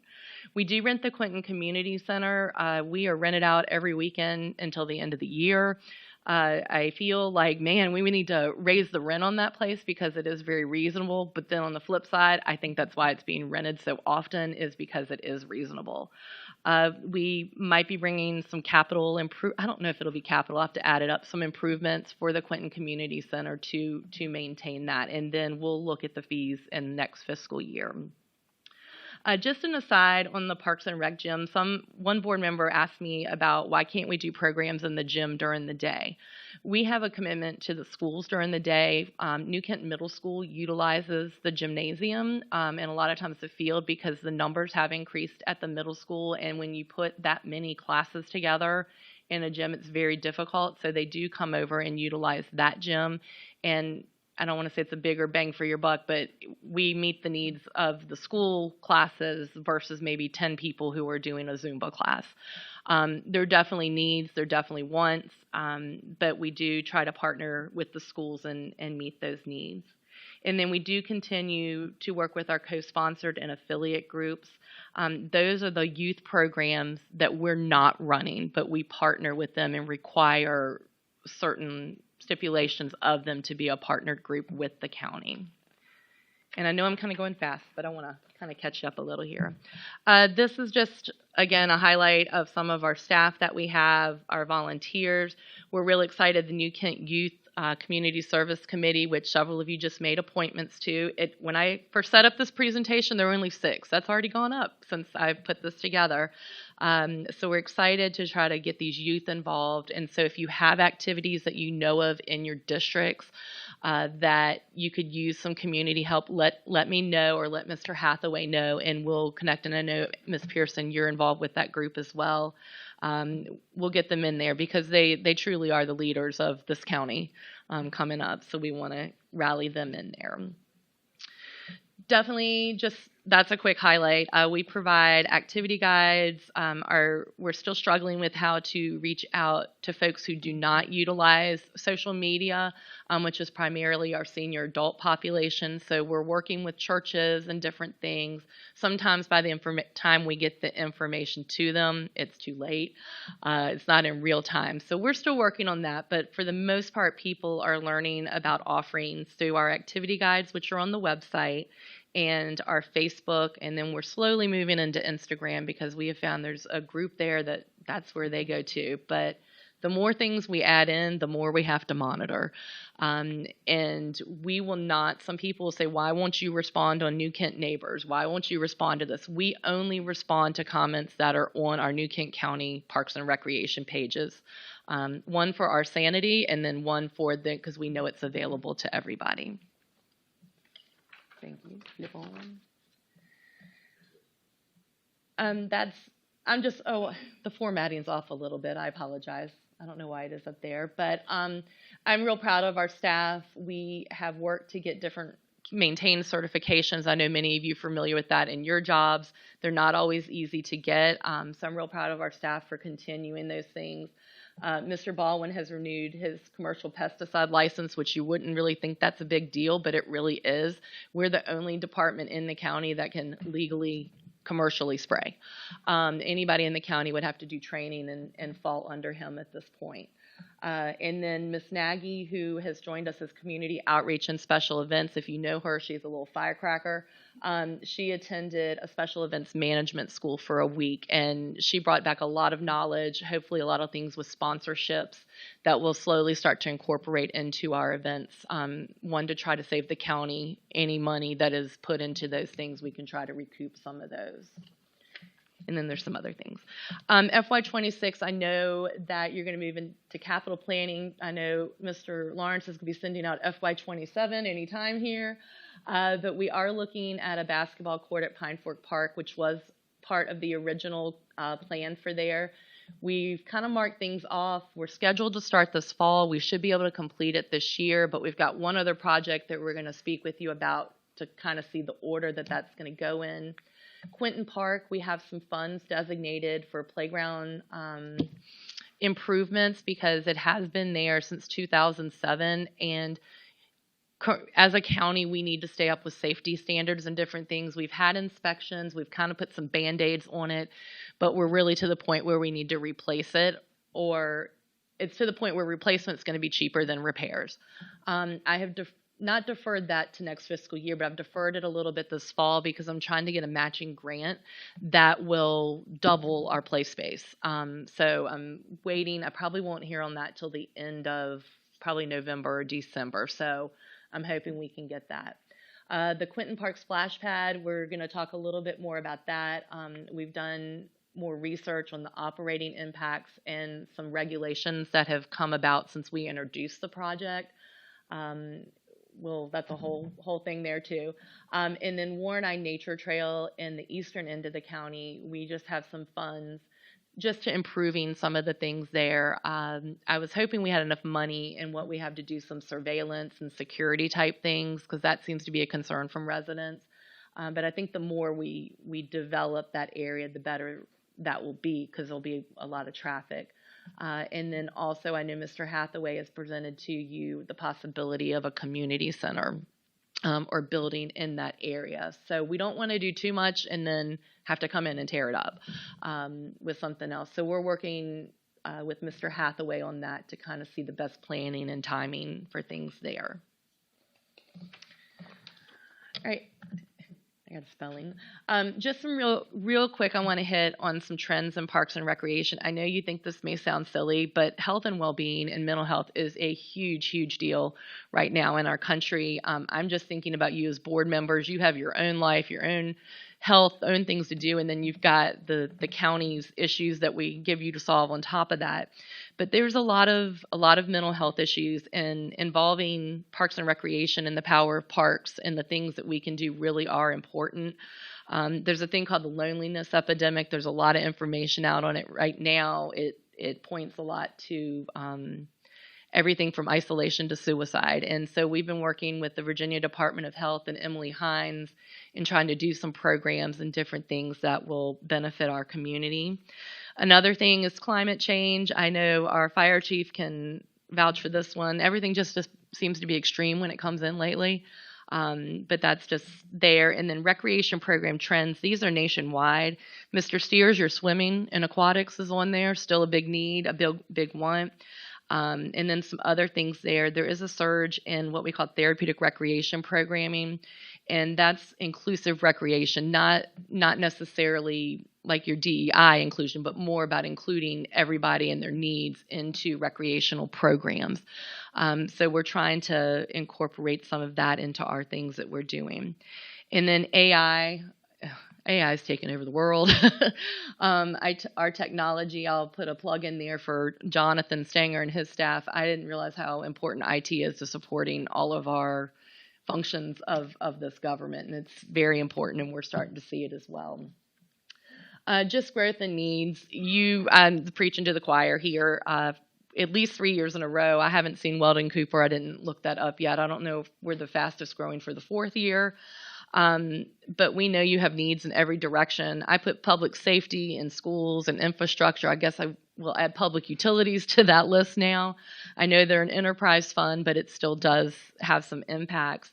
But we do have to look at the infrastructure, and we know that you have a lot on you. We know that there's public safety, schools, and then Parks and Rec. We fall right in there as well, just to work on those things. And I think, Ms. Pearson, you said it in a couple meetings ago. It's not that the projects aren't important. It's every project is important. It's just how do we prioritize it and support those different things that we have. So what we're doing right now is we're just kind of assessing, identifying our needs, and we're prioritizing things just to get them in a plan. It doesn't necessarily mean we're going to build it or do it right now, but we want to keep it on the radar. Like with the CIP, we can try to plan out for 5 years and different things, or even out to 20 years on that. We do need direction from you. I know that you will give it to us when we need it. About the direction we want to go, but we know that everything that you do it's a domino effect. Everything you've got to prioritize things and filter those down. And then somebody asked me, well, what does Parks and Rec need? And I said, it depends on who you talk to. Sometimes if you look at the people on Facebook, you've got one group there. You go to the ball field. I know several of you were inundated there with we need more ball fields. But then you go somewhere else and it's senior adults who want a senior recreational center. So it just depends on who you talk to and who gets out there. And we applaud you for you getting to make those decisions. All right, our annual survey, we are in the middle of our annual survey. We've collected about 50 responses to date. We usually get about 200 by the time all is said and done. And these are just some things to date that people were looking at. And a lot of it is focusing on youth, but like I said, our senior adult population is now surpassing the number of youth in the county, at least based on the last data I looked at, so we want to keep them in mind as well. And then on parks and facilities, again, I'll send this information to you. Mr. Sears, that community pool is still on there. And how we do that. But one thing I did want to point out that's come up a lot more that I haven't seen on a survey before was like surveillance and security. I think that comes from some of the issues we've had at Pine Fork Park, and since we work with the sheriff's office and we have security there, we've been able to identify a lot of different things, from who damaged the well top to who damaged the zip line. Every time they come out to fix our zip line, it's $2,500. So when we see who does that, that's really helpful. And if we need to, we will pass that cost along if we need to, and we find out who it is. And then I'm not going to, on the last one, just knowing that everything we're doing, we're trying to tie into the comprehensive plan, which I know you just adopted that, and then Envision New Kent, and Mr. Hathaway and I were speaking the other day. We're at year 5 of Envision New Kent. So it's a good time for us to take a look at that, see if the goals are still relevant, see if anything needs to be adapted or amended in there. And then off of that, I've been working on our master plan for about 5 years, and I've got to ditch the whole thing and kind of start over based on, not the whole thing, but we have a lot of information from Envision New Kent and the Department of Health that's going to help us that I believe we can still do that internally. And we can kind of skip that one. That's just some things we're working on, but one of the main things we're doing before we plan is we're trying to see what we have and the condition that it's in. And then some fun little pictures. With your permission, you can take a break real quick, but our next agenda item is going to be McKimmie Woods. You good?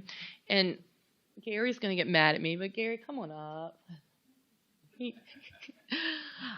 The reason I'm bringing Gary up for this update is because General Services knows a little bit, and I don't want to put him on the spot, but if you have questions about the amount of acreage and different things and what's currently being done out there, we've got that, and I've got his little note. I'll pull him out here. So McKimmie Woods is a property in the eastern end of the county. Not sure how many of you have been able to go out there, but I know Ms. Stewart has been out there and looked at that property. It is in the District 5. There's about 274 acres out there, and keep in mind that about 12 acres of that is what they call an eco-eternity forest. And I know General Services has been doing some work to kind of keep that down because Mr. Hathaway still has requests for people to go out there to do that. So we need to keep in mind that I believe that needs to just stay. We can't really develop or do anything with that portion of the property. It was a church-based camp. They used it for a summer camp for many years, for retreats and different things. The property has about 8,900 a main lodge there, which I know we've been accessing that and using it, I believe, for some storage and some training with different departments. There's some other buildings on the ground. There's actually multiple buildings on the ground, and there's a lot of little, I guess you could say, bunkhouses or cabins or sheds that have kind of been added into the property that don't necessarily show, that have the infrastructure of electrical and plumbing and things like that. They did have some previous amenities that they used at the camp. They had an archery range. They did have an outdoor pool, an observatory, which was really kind of weird but cool at the same time. A canoe landing, and some trails. But keep in mind, those have been vacated for a pretty long time. So like the pool, I looked at the pool. I'm not sure if that was something, it's like one of those things to renovate it probably wouldn't be the best thing, or repair that. You might have to look at closing that in or things like that. And like the archery range is completely down now. We did do some of the trails. They're definitely overgrown, but some of the trails are still there. And I do have, I apologize, where did I put them? I do have a map of the property if you're not familiar with it. And we'll just pass those down to give you an idea. It's approximately 5 minutes from exit 227. So it is closer down to, it's in the Lenexa area / Barhamsville area right there. Little bit of a timeline. Just this past winter, we were asked to kind of look at McKimmey Woods as potential for Parks and Recreation, or what the uses there could be. And we were fortunate to have Plan RVA. We went out there the end of March for a site visit. We had Ms. Stewart and Mr. Hathaway, Mr. Baldwin and myself, and we had several members from Plan RVA who were very beneficial in giving us some ideas. Before that, Mr. Hathaway and I had the Virginia State Parks kind of look at it to see if that was an opportunity. However, believe it or not, it's too small for a state park, and also proximity. York River State Park is not too far down the road, but I was actually surprised that it's too small for that, but to have that. In April, we did receive some feedback, and I have that in pretty detail from RVA. They had some good options. I actually was pretty eye-opening to see what type of opportunities Plan RVA can support, not just with Parks and Recreation, but with, I know they're doing it with Ms. Inneman and highways and transportation, but we can utilize their on-bench, their on-call services, which is a neat opportunity for us to have that if we don't have that ourselves. And I'll talk about their recommendations on the next slide.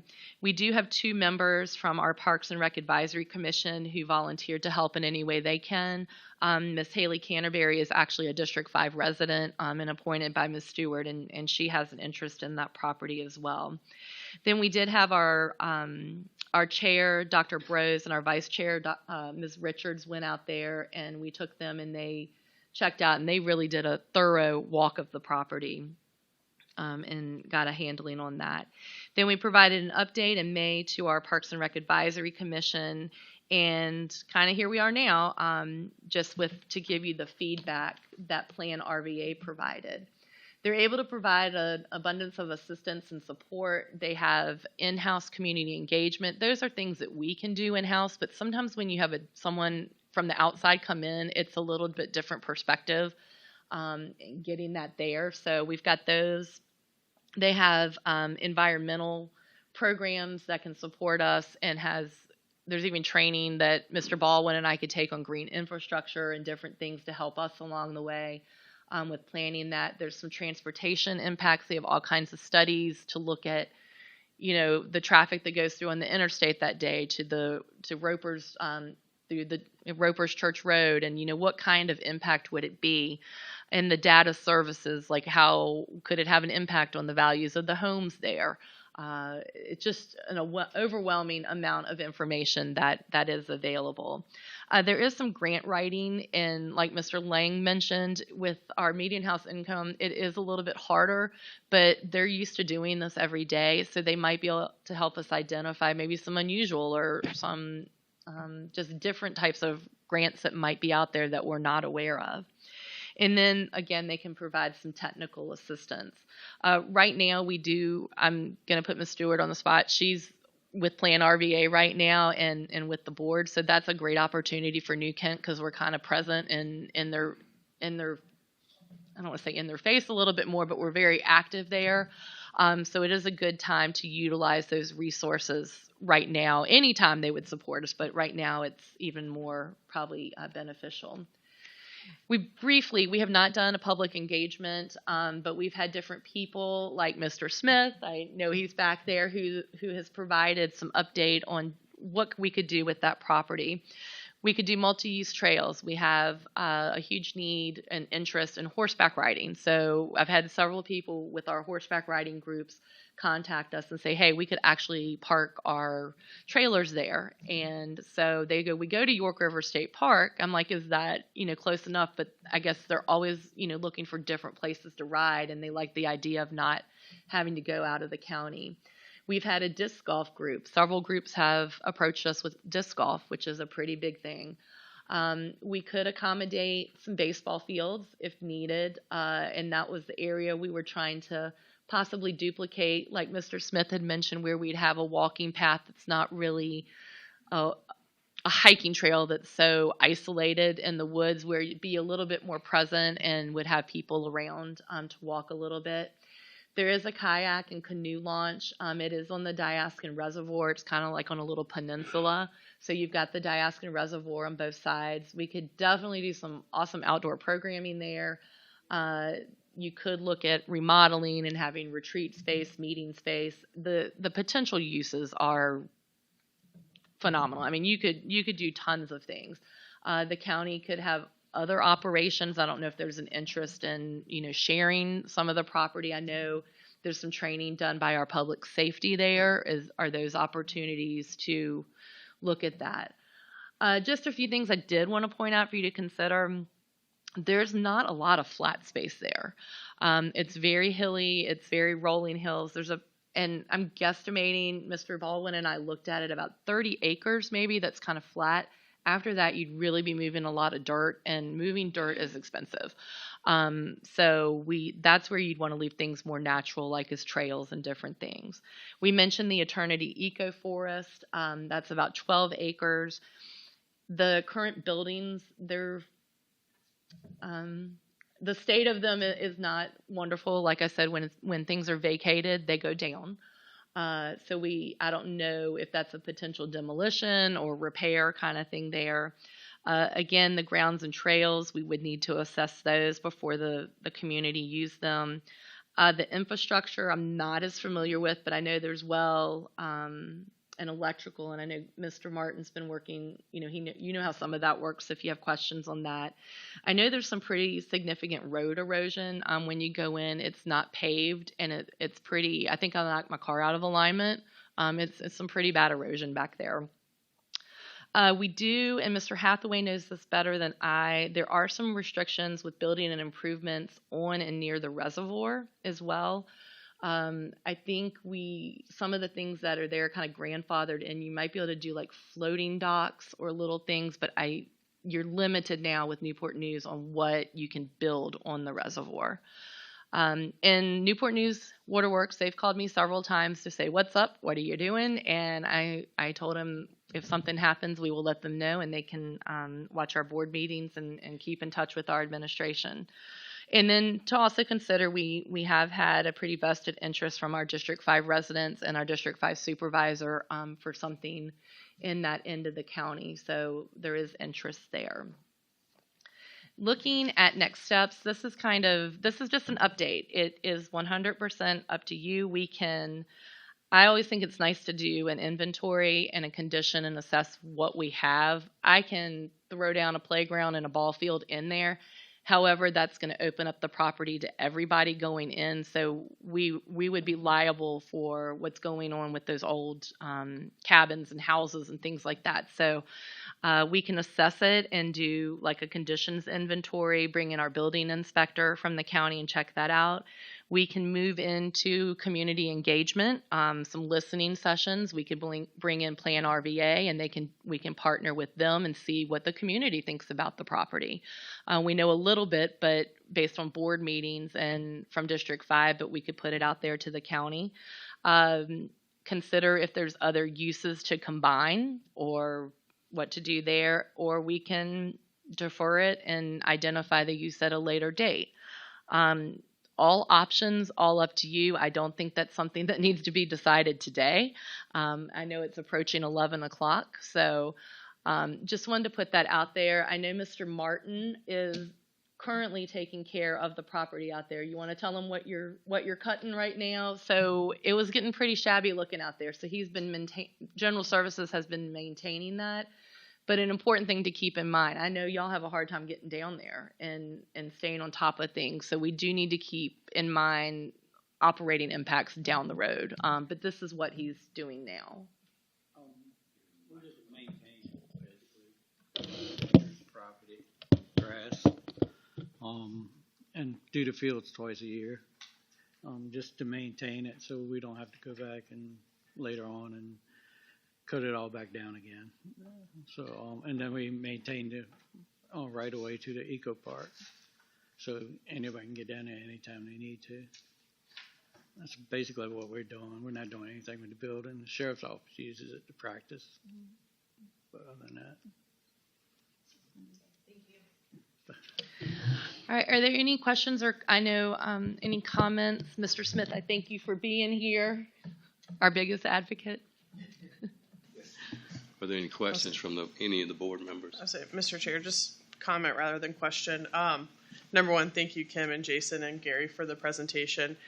I have been awaiting this anxiously, as you know. And Mr. Smith, thank you for being here, as they said, and being the number one advocate of what I've been calling the Mr. Smith Park. And I just want to reiterate, what Ms. Turner said about our involvement with Plan RVA. New Kent pays to be a part of that organization, but we have the chair seat right now, so we do have a little bit greater leverage, and we won't have that again potentially for 9 years. So that's something to keep in mind as we're going through talks of how we want to prioritize this project. Is we will always have access to some services, but right now when I sit down with the staff there, they ask me, what is your priority?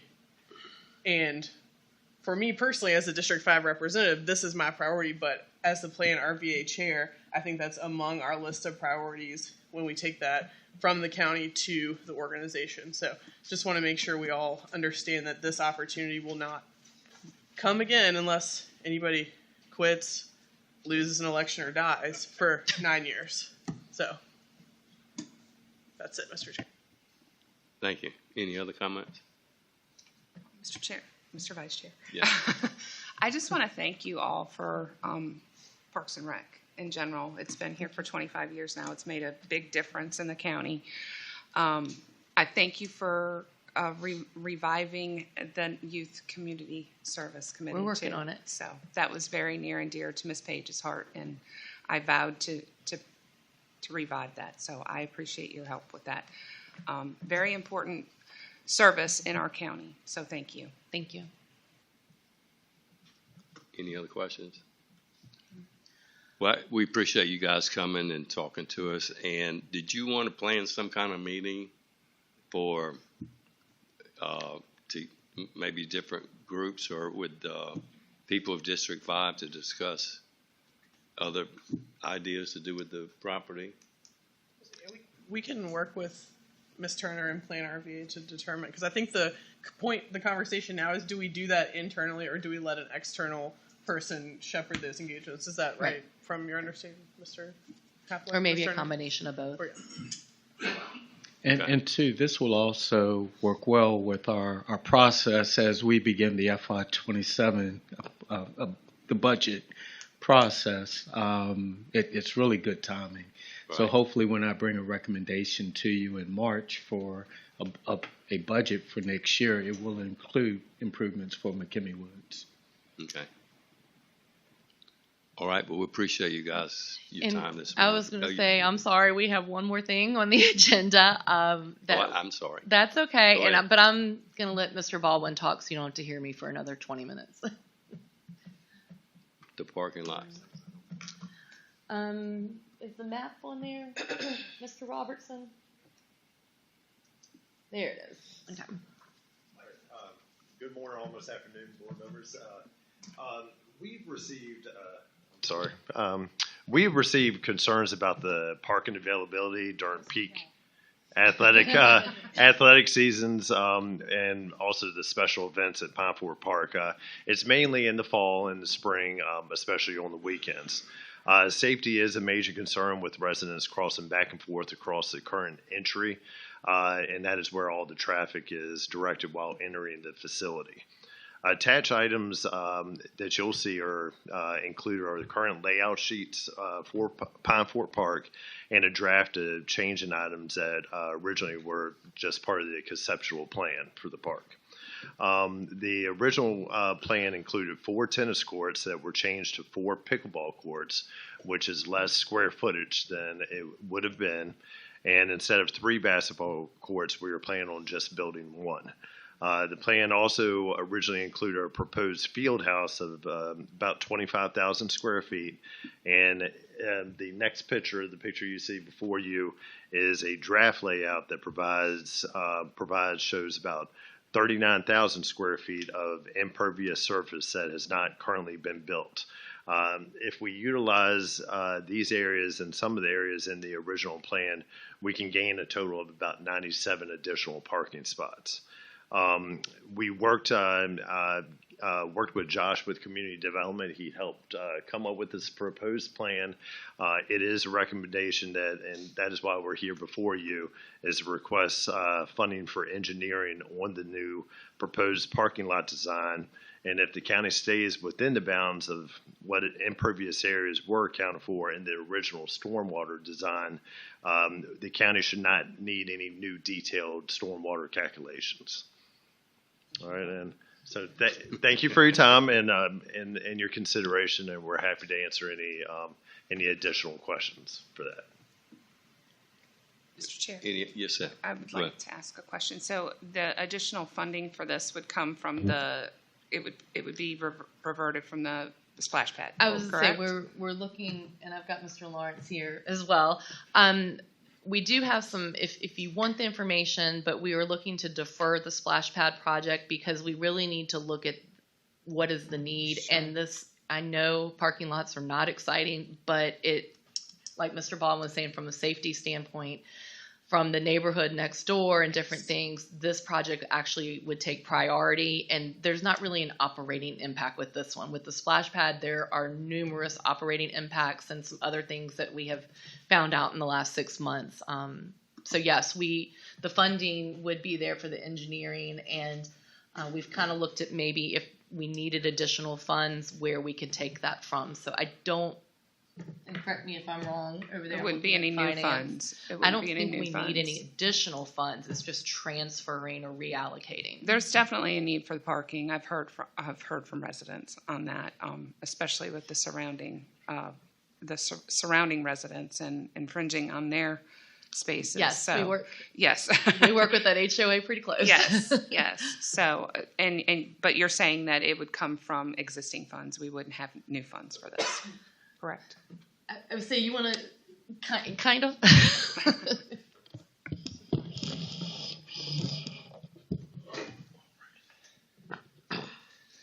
So there are 2 options, really. One is to reallocate the $165,000 we have to carry forward for the splash pad from FY25 to FY26 for this project, and then there's an extra $16,500 that I believe we included in the FY26 budget process that could also go there, getting us close to that $180,000 mark.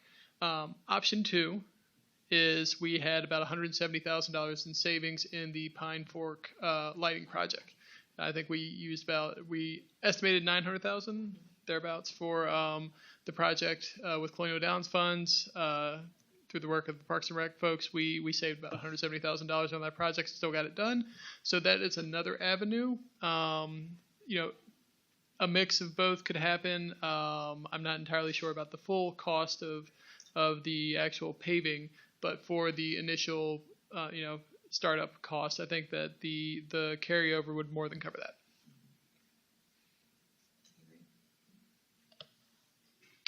Mr. Arrighi is in the audience. Do you see any problems with that environmentally? No.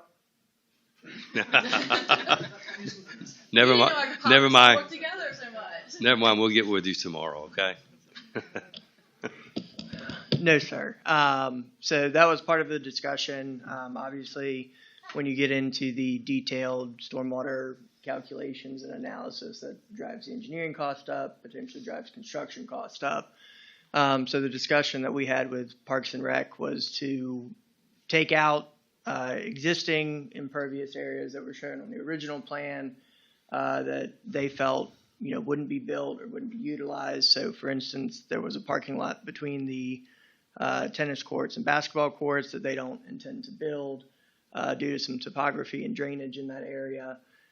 So we took that out, obviously replacing the almost 25,000 square foot field house and replacing that with parking. So this is the draft layout that we kind of put together. Obviously, I'm not an engineer or anything like that, but we would work with the engineering firm to make sure that we are within the thresholds and bounds of the existing stormwater plan. So that way we didn't have to do detailed analysis or additional stormwater upgrades.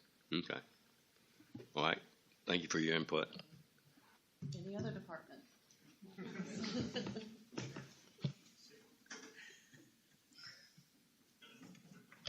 So I guess I'm not sure what was. So I guess we would want your just one more thing. permission. You did mention that the sheriff's office here. It would free up some of their resources too, I think, because they get calls about the parking. Yes. So. Sorry. Yeah, we had to do some projections on Pine Fork Park when before it was originally built, and it has definitely surpassed what we anticipated. The use of that, and just to keep in mind, we still have a portion on the back part of the property that could also have some development there as well. So parking, like I said, parking and bathrooms are not exciting, but they're definitely things that people are most concerned about. And like Mr. Baldwin said, I have seen just people parking in really random places and kids just running, and we don't want something to happen. So we want to have enough parking for people to safely do that. Okay, thank you. Would anyone like to make a motion? Mr. Vice Chair, I'll make a motion. I move to approve Parks and Recreation staff to procure design for additional parking at Pine Fork Park to come from funds that are currently in the budget, the Thank you, fiscal year 26 budget. Thank you, Ms. Pearson. Ms. Watkins, would you poll the members? Mr. Steers? Aye. Ms. Stewart? Aye. Mr. Moyer? Aye. Ms. Pearson? Aye. And Mr. Evelyn? Thank you for your time this morning. Thank you. We appreciate all you guys do for us. All right, I guess the last thing on the agenda is New Kent County Historic Roadside Marker Program. Yes, thank you, Mr. Chair, members of the board. At a previous meeting, I presented a proposal for the county to establish its own local historic roadside marker program. This came from a request from the New Kent Historic Commission. The state does allow the establishment of such program. It does require the adoption of the proposed resolution that you have before you. I would have to submit that to the Department of Historic Resources for approval, and once approved, that gives us access to locate historic markers along the public roadways. At our previous meeting, we discussed adding a process where the Board of Supervisors would have final approval, and that was done in the resolution that you have. If you go down to section 4, which discusses the process for applying for a road marker. The last items 5 and 6, states that once the Historic Commission, working with county staff, and currently the Planning Department provides staff support to the Historic Commission. Once they approve the final design of the marker, the language on the marker, the approved site work, then I will take a proposal to you along with cost associated for the purchase and construction and installation of the marker for approval. So ultimately, the Board of Supervisors will have approval. Historic Marker Program is to recognize historic people, places, and events within the county. And the difference from the state program, it gives us the discretion to determine where those markers go, to approve the language, which allows for a much more flexible process.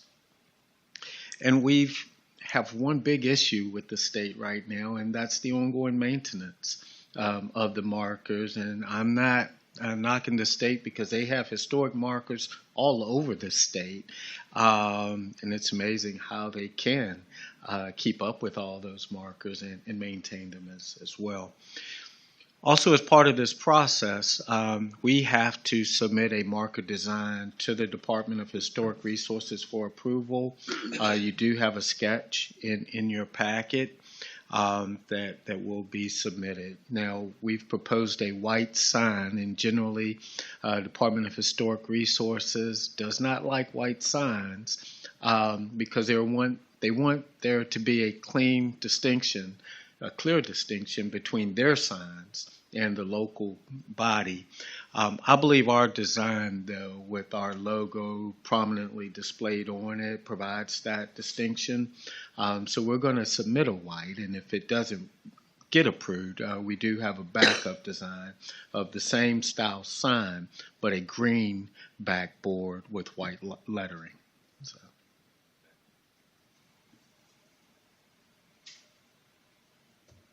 Any other questions?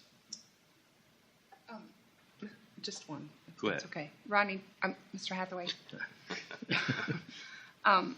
Do you foresee the Historic Commission requesting in their budget annually funds for these signs, or would they just come to us each time they wanted a new sign?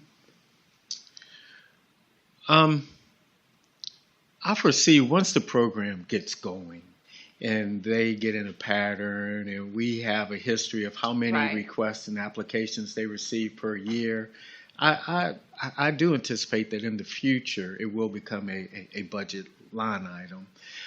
But for right now, I say let's see how the applications go and how many requests we get. Okay, thank you. Any other questions? Someone will make a motion. Mr. Chair, I move to adopt Resolution R-24-25R1 to establish the New Kent County Historic Roadside Marker Program as presented. Thank you, Ms. Pearson. Ms. Watkins, would you poll the members? Ms. Stewart? Aye. Mr. Moyer? Aye. Ms. Pearson? Aye. Mr. Steers? Aye. And Mr. Evelyn? Is there any other business? Anybody? Mr. Vice Chair, I just wanted to mention that in September there is an event, the Faith and Blue Weekend, on September 20th at the Quinton Elementary School from 10 to 12. Unfortunately, I am not able to attend. I will be out of town, but I think this is an important partnership with our faith community and our public safety personnel. It's September 20th from 10 to 12 at Quinton Elementary School. Thank you. The last time that was a pretty good turnout too, wasn't it? Yeah. Great. Any other business?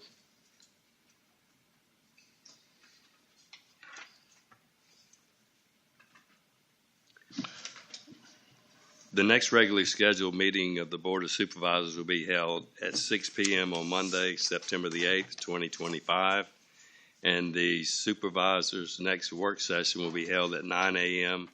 on Monday, September the 29th, 2025, both in the boardroom of the County Administration Building. Anyone make the Okay, Mr. motion? Chair, I move to adjourn. Thank you. Ms. Watkins, would you poll the members? Mr. Moyer? Aye. Ms. Pearson? Aye. Mr. Steers? Aye. Ms. Stewart? Aye. And Mr. Evelyn?